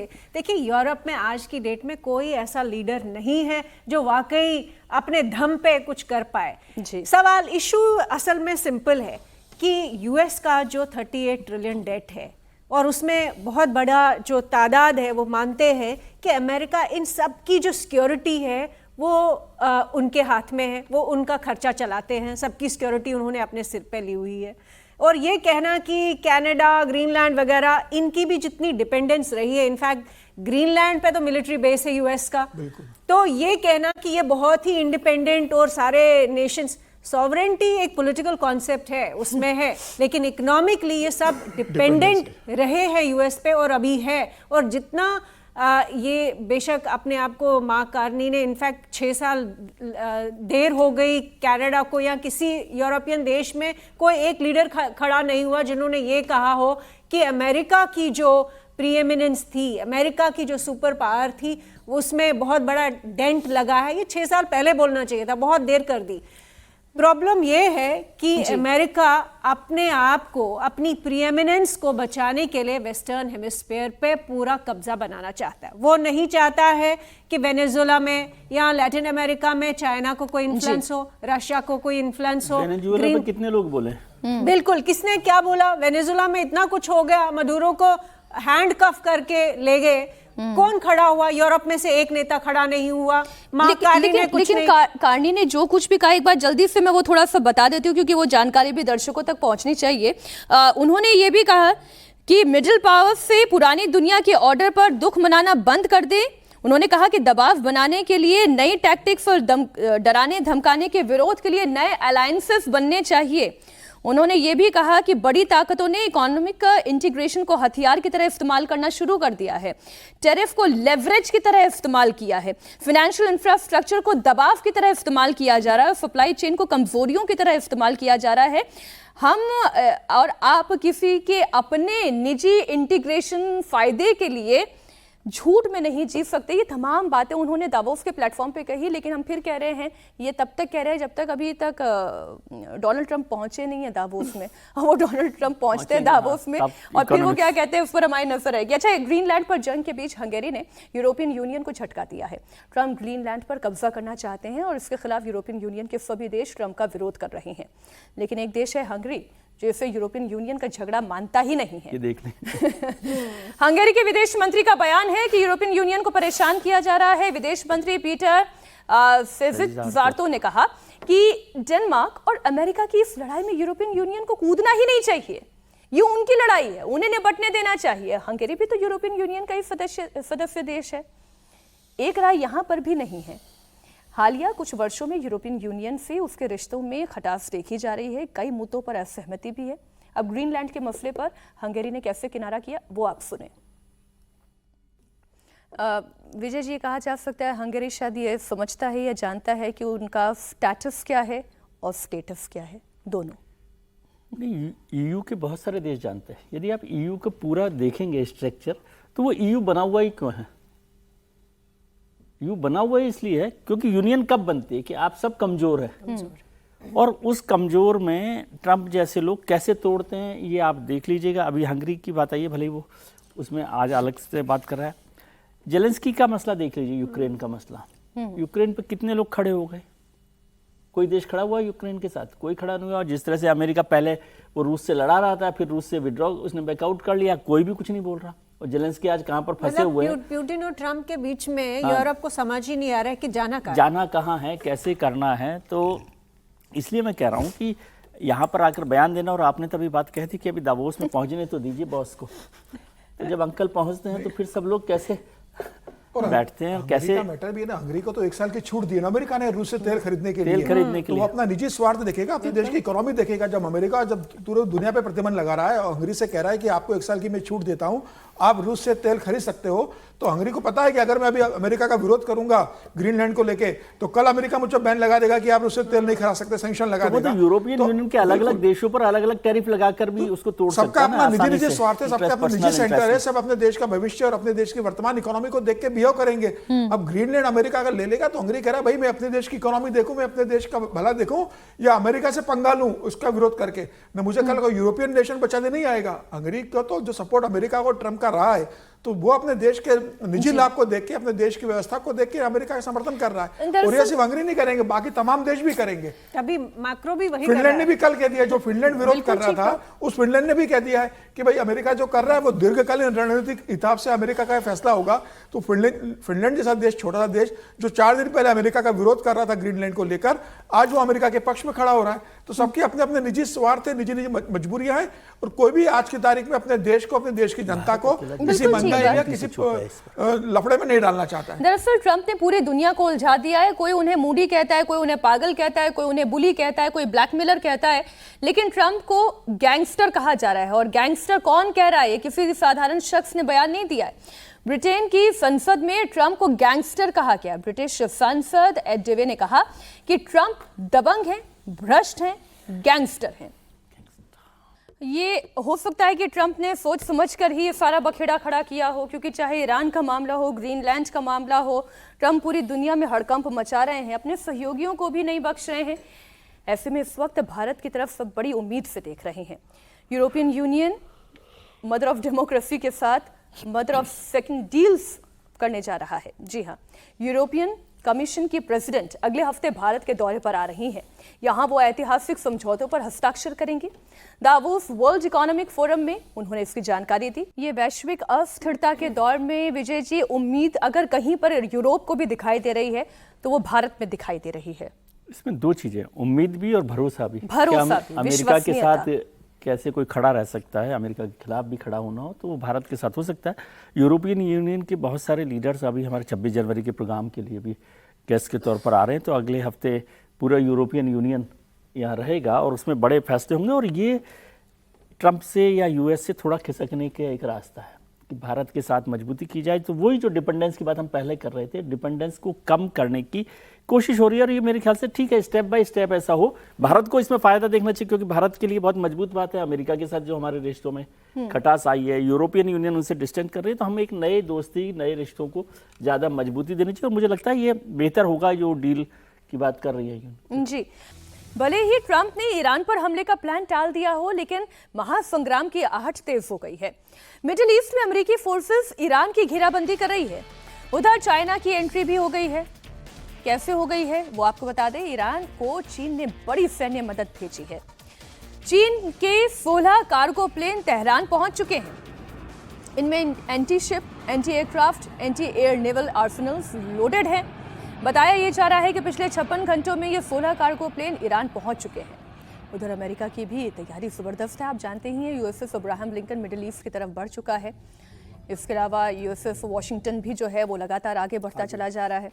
साउथ चाइना सी से होता हुआ ये स्ट्राइकर ग्रुप ईरान की तरफ आगे बढ़ रहा है और संभावना ये जताई जा रही है कि अगले 2 से 3 दिन में ये ईरान के नज़दीक पहुंच जाएगा। और जॉर्ज वॉशिंगटन की अगर बात करें तो वो भी ईरान की तरफ बढ़ रहा है। ये भी स्ट्राइकर ग्रुप है, अमेरिका का विध्वंसक युद्धपोत है। इसमें कई सारे फाइटर जेट्स तैनात है। जरूरत पड़ी तो न्यूक्लियर अटैक करने की क्षमता है।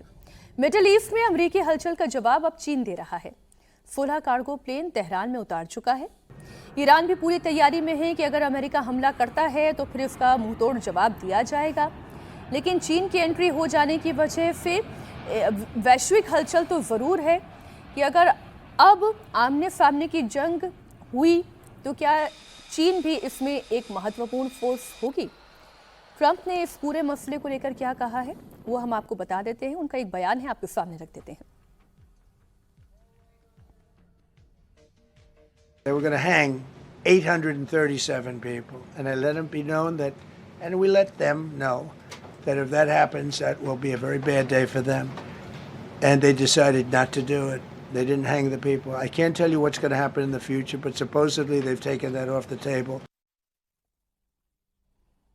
तो युद्ध का सायरन तो लगातार बहुत दिनों से बज रहा है, लेकिन अभी तक इसमें चीन की एंट्री नहीं हुई थी। तो एक इतनी तसल्ली जरूर थी कि जो भी होगा वो ईरान और अमेरिका के बीच में होगा। लेकिन राकेश जी, इसमें चाइना ने जैसे ही अपने युद्धपोत तेहरान में उतारे हैं उसके बाद डर थोड़ा और बढ़ गया है कि अभी चीन ने डायरेक्ट एंट्री ली है। हो सकता है पुतिन भी इसमें एंट्री ले लें, तब तो युद्ध बहुत भयंकर होगा, विध्वंसक होगा।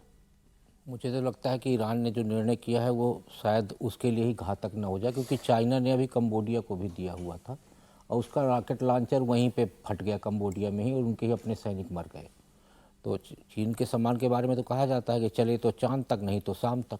तो इसका जो सामान है, जो अस्त्र शस्त्र भेजा है, सारी चीज़ें वो बना के तो रखा हुआ है, लेकिन उसके सैनिक और उसके शस्त्र दोनों में जंग लग गया, क्योंकि लंबे समय से चाइना किसी भी युद्ध में हिस्सा नहीं लिया है।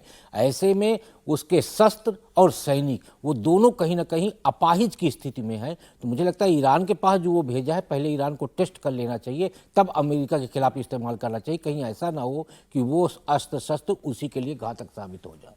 ये तो आपने एक नया एंगल इसमें दिया है विजय जी। सीरियस नोट पर बात कहूँ कि चीन के कार्गो प्लेन वहाँ से आने से टेंशन बढ़ जाएगी, बढ़ रही है ना, बढ़ेगा। इसको बहुत सीरियस नोट पर लेना चाहिए कि अमेरिका के लिए जो हम सोच रहे थे कि वो बैकआउट कर गया है ईरान में क्रांति को लेकर, और उसने कहा था कि ठीक है अब लोग नहीं मर रहे हैं, प्रदर्शन बंद हो रहा है, ये सब वो नहीं है। ईरान, अमेरिका तो अपनी तैयारी कर ही रहा था। आपने अब्राहम लिंकन का भी बताया, कल परसों बात हो रही थी कि वो 2-3 दिन में वहाँ पहुँच जाएगा।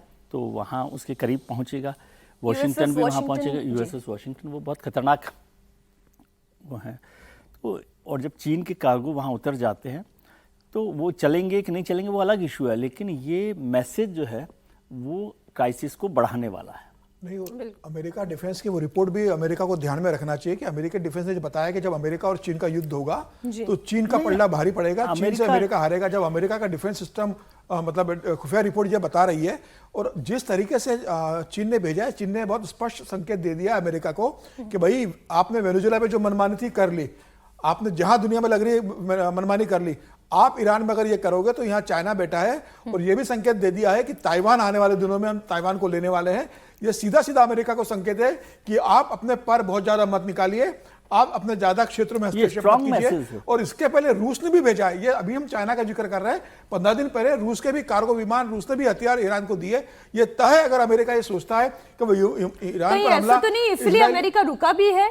बिल्कुल, ये हमला तो पहले हो जाना था, अब तक रुका हुआ है अमेरिका। कि अमेरिका और इजराइल मिलकर अगर ईरान पर हमला करेंगे तो ईरान अकेला नहीं है, उसके साथ रूस और चाइना खड़ा है। और चाइना ने बहुत स्पष्ट संकेत दिया है, पहले भी ईरान की मदद पर्दे के पीछे करते रहा है, लेकिन जिस तरीके से ईरान ने अपना भी एयर स्पेस बंद किया, और उस बंद एयर स्पेस के दौरान जिस तरीके से चीन के विमान वहां लैंड कर रहे हैं, तमाम टेक्नोलॉजी वहां पहुंच रही है, तो मुझे लग रहा है कि चीन अब बहुत स्पष्ट है और खुलकर ईरान का साथ दे रहा है। अगर अमेरिका हमला करता है तो चीन पूरी ताकत के साथ ईरान के सपोर्ट में खड़ा होगा, और उसके बाद चीन ताइवान पर भी हमला करेगा अमेरिका को बताने के लिए कि आपने वेनेजुएला को ले लिया, आपने जेलेंस्की की मदद नहीं की, आप ग्रीनलैंड को लेना चाह रहे हो, दुनिया में जहां आपका दबदबा लग रहा है वहां लेना चाह रहे हो, तो ताइवान तो मेरा हिस्सा है, मैं उसे लेकर रहूंगा। और मुझे लग रहा है उसके बाद ताइवान के लिए संकट बड़ा करेगा। लेकिन चीन ने यह सीधा सीधा संकेत अमेरिका को दिया, और अमेरिका चीन के हस्तक्षेप के बाद अब अमेरिका के लिए बहुत मुश्किल होगा कि वो सीधा लड़ाई में जाए, क्योंकि अमेरिका जब चीन और रशिया आमने सामने आते हैं तो सीधी लड़ाई में जाने से अमेरिका बचता है।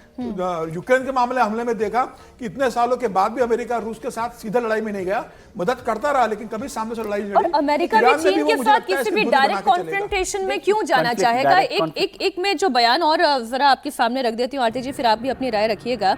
यूएस ट्रेजरी सेक्रेटरी हैं स्कॉट बेसेंट, वो ये बता रहे हैं कि चीन क्या है। आप उनके इस बयान से आप अंदाजा लगाएं, हालांकि ये इकोनॉमिक फ्रंट पर उनका बयान है, लेकिन उससे आपको चाइना की ताकत के बारे में पता चलेगा। उन्होंने कहा कि दुनिया की 97% एडवांस चिप एक ही द्वीप पर बनती है, वो क्या है? वो ताइवान है।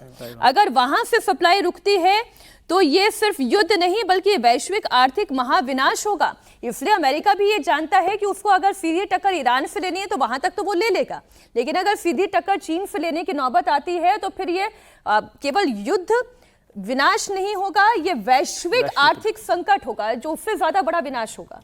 बिल्कुल मीनाक्षी, पहले हमें याद रखना चाहिए कि जब कोल्ड वॉर था सोवियत यूनियन और अमेरिका के बीच में, कभी भी डायरेक्टली उन लोगों ने कोई मिलिट्री एंगेजमेंट नहीं किया, कोई वॉर नहीं लड़ी, लेकिन वो पूरी दुनिया में कोल्ड वॉर चली सिवाय दो बड़े सुपर पावर्स के।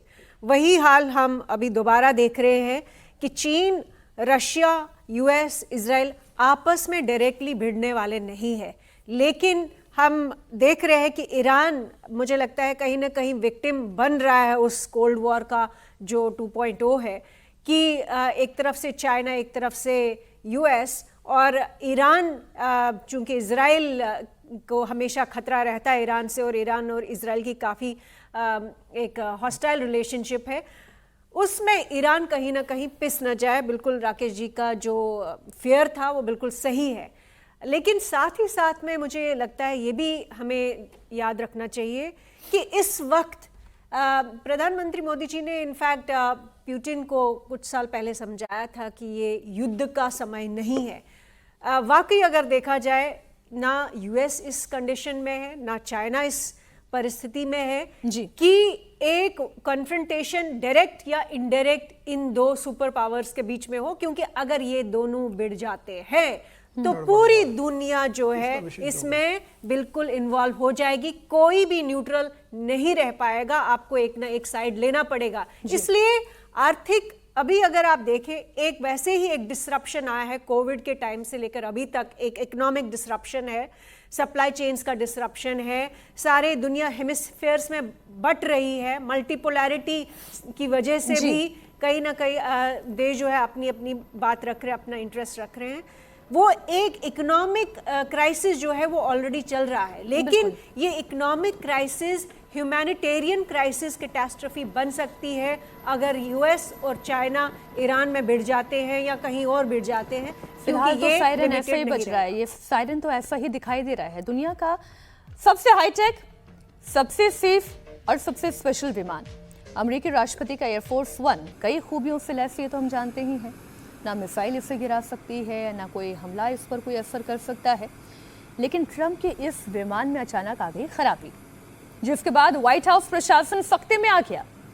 हुआ कुछ यूं कि ट्रंप अपने एयरफोर्स 1 में सवार होकर दावोस जा रहे थे। वर्ल्ड इकोनॉमिक फोरम की समिट में उन्हें हिस्सा लेना था, लेकिन अचानक से विमान के प्रेस केबिन में कुछ तकनीकी खराबी आ गई, लाइट्स ऑफ हो गई। ऐसा विमान में इलेक्ट्रिकल ग्लिच के चलते हुआ। इसके बाद ट्रंप के विमान को बीच रास्ते से ही वापस वॉशिंगटन लाना पड़ा।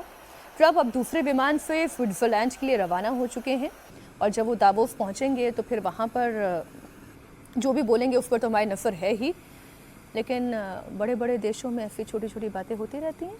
विजय जी, हो जाता है। जो बड़े मूड के साथ निकले थे वॉशिंगटन से दावोस के लिए कि अब जो पूरा झंडा फहराना है यूएस का और यूरोपियन यूनियन और जो दुनिया भर के देश हैं उसमें उनकी इकोनॉमी के हिसाब से दुनिया चले, लेकिन वो टेक्निकल खराबी आ गई। हो सकता है इसका एक और नुकसान हो कि वो गुस्सा आ गया हो, तो ट्रंप साहब कुछ और भी कर सकते हो जो नहीं करना चाह रहे हो। लेकिन एयरफोर्स कोई भी विमान हो, कोई भी सब चीज़ें उसमें टेक्निकल ग्लिचेज और वो सब तो चलता रहता है। महत्वपूर्ण है कि दावोस की जो बैठक है, एक तो क्या हो रहा है दावोस में भी आप सोचें कि बहुत सारी बड़ी बड़ी बातें होती हैं, लेकिन वो दुनिया आगे जाकर एजुकेशन लेवल पर तो कुछ उतरती नहीं है, कोई एजुकेशन प्लान होता नहीं है।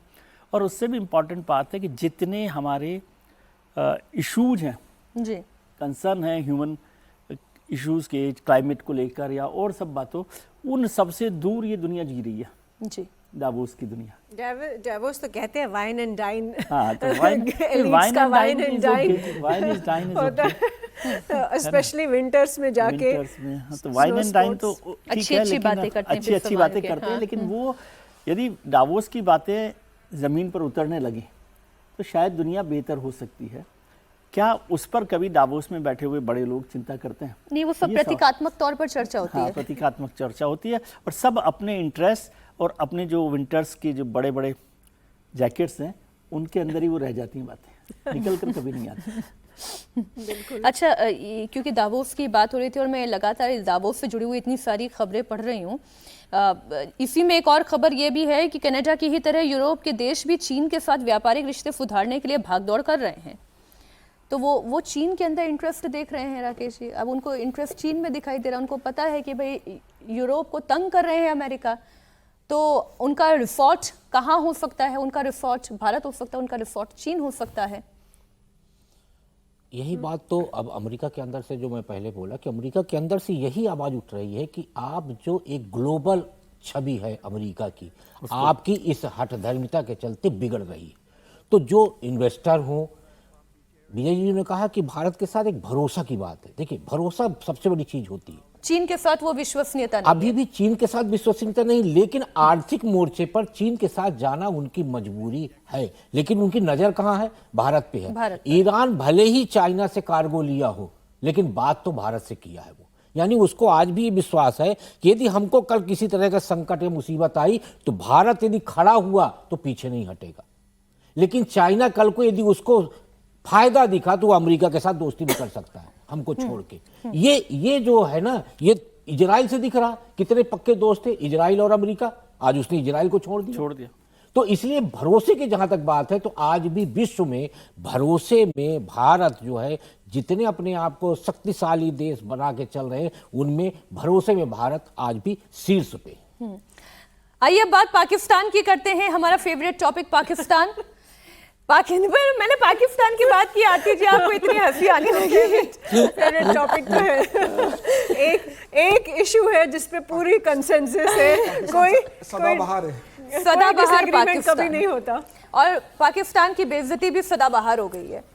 इमरान खान की सेना मुनीर की आर्मी पर भारी पड़ रही है। मुनीर जेल में बंद इमरान को तरह तरह की यातनाएं दे रहे हैं, तो इमरान की पार्टी भी जबरदस्त तरीके से विरोध कर रही है।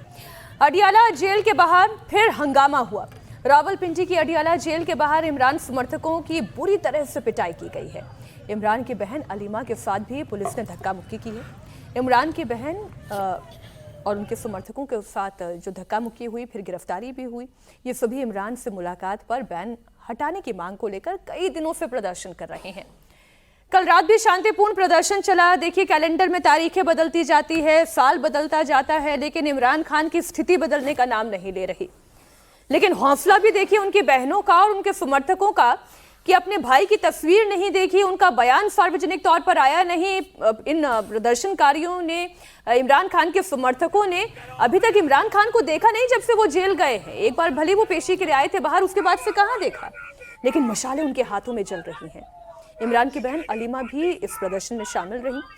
पुलिस ने सभी लोगों को दौड़ा दौड़ा कर पीटना शुरू किया। कई कार्यकर्ता घायल हो गए, भगदड़ जैसी स्थिति खड़ी हो गई। इमरान खान अगस्त 2023 से अडियाला जेल में बंद हैं। पिछले कई महीनों से उनकी किसी से मुलाकात भी नहीं करवाई गई और इस बीच मुनीर कई साजिशें भी रचता रहा। वो ये कहता रहा कि इमरान खान जो है पाकिस्तान के लिए सबसे बड़ा खतरा है, लेकिन इमरान खान की बहनें कह रही है कि ये मुनीर ही इमरान खान के लिए सबसे बड़ा खतरा है। कुछ बयानात आप सुनें। उसको मारा इन्होंने, जब उसको ले गए वो बेचारा एक शरीफ बच्चा है और वो इतना अच्छा वो नज़म पढ़ता है। मैंने उसे कहा कि इमरान खान के लिए मैंने कहा और मैंने कहा था, मैंने एजाज SHO को कहा कि हमें गिरफ्तार, मैंने कहा था उस बच्चे को हम इसलिए खड़े हैं।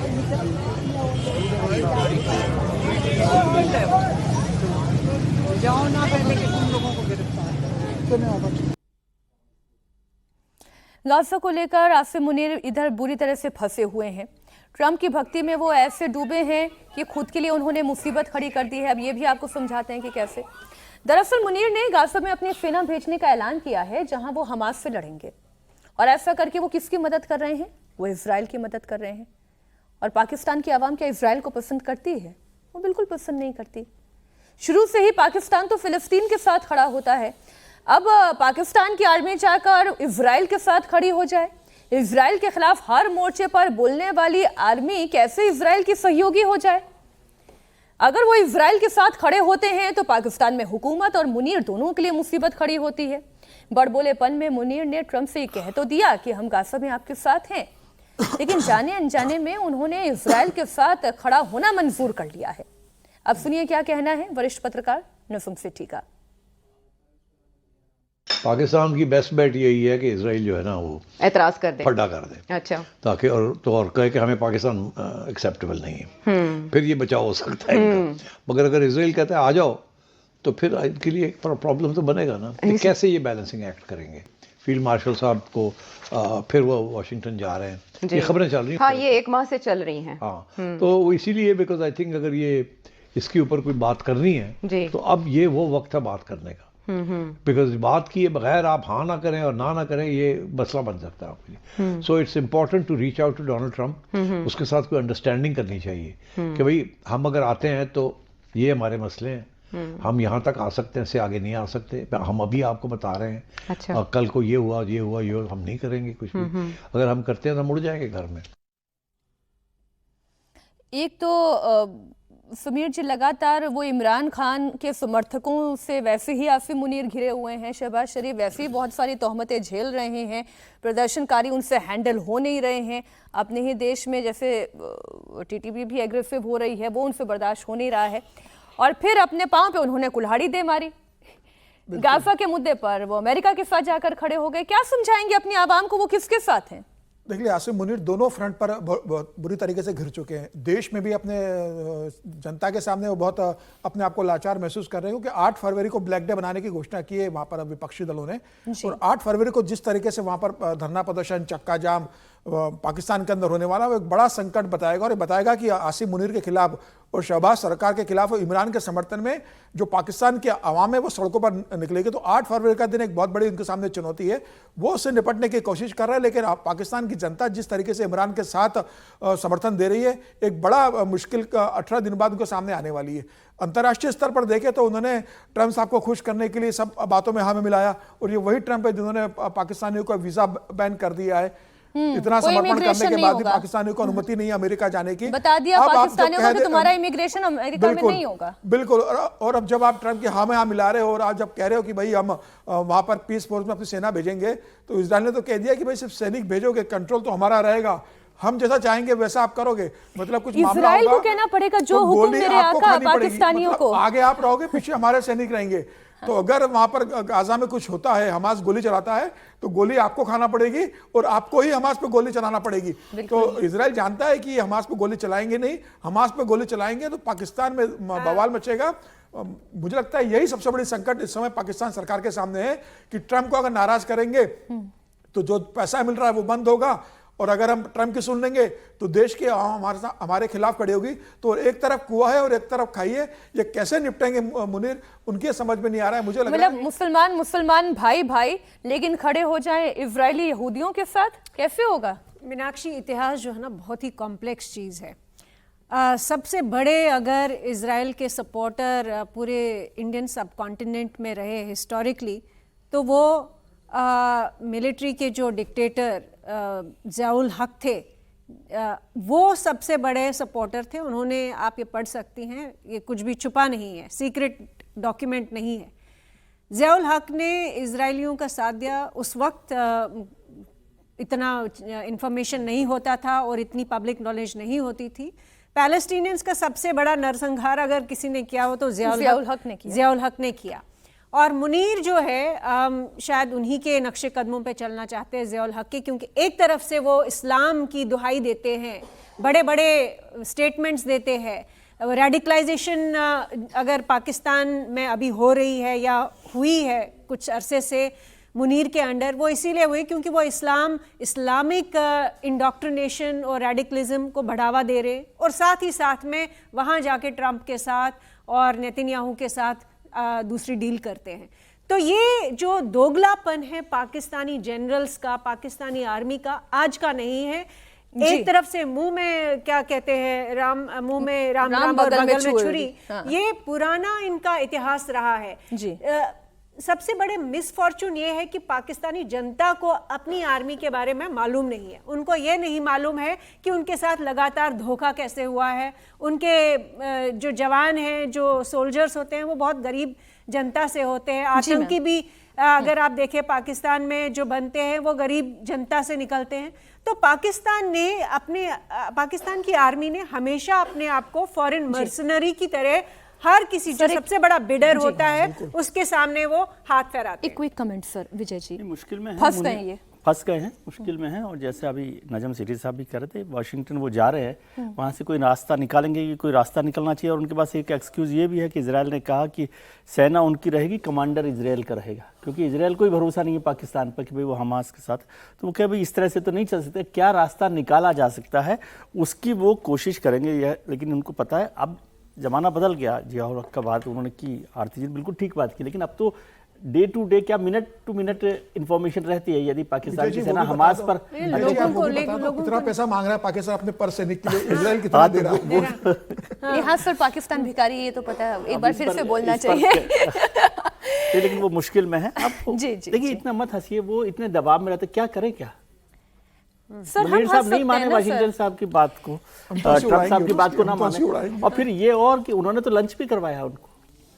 मतलब जो नोबेल पीस प्राइज के लिए मतलब बाहें फैलाकर खड़े हो गए कि नहीं सिर्फ डोनाल्ड ट्रंप को मिलना चाहिए, शहबाज यही तो करके आए थे उनको। वो तो मचाडो ने दे दिया, पर मान कहाँ रहे हैं। खैर, बहुत सारी चर्चाएं हैं और इस सेगमेंट में इससे चर्चा करने का मजा भी दुगना हो जाता है क्योंकि पाकिस्तान की बेइज्जती होती है। लेकिन हमारे लिए कहानी कुर्सी की में बस इतना ही। बहुत शुक्रिया राकेश जी, विजय जी, आरती जी, समीर जी।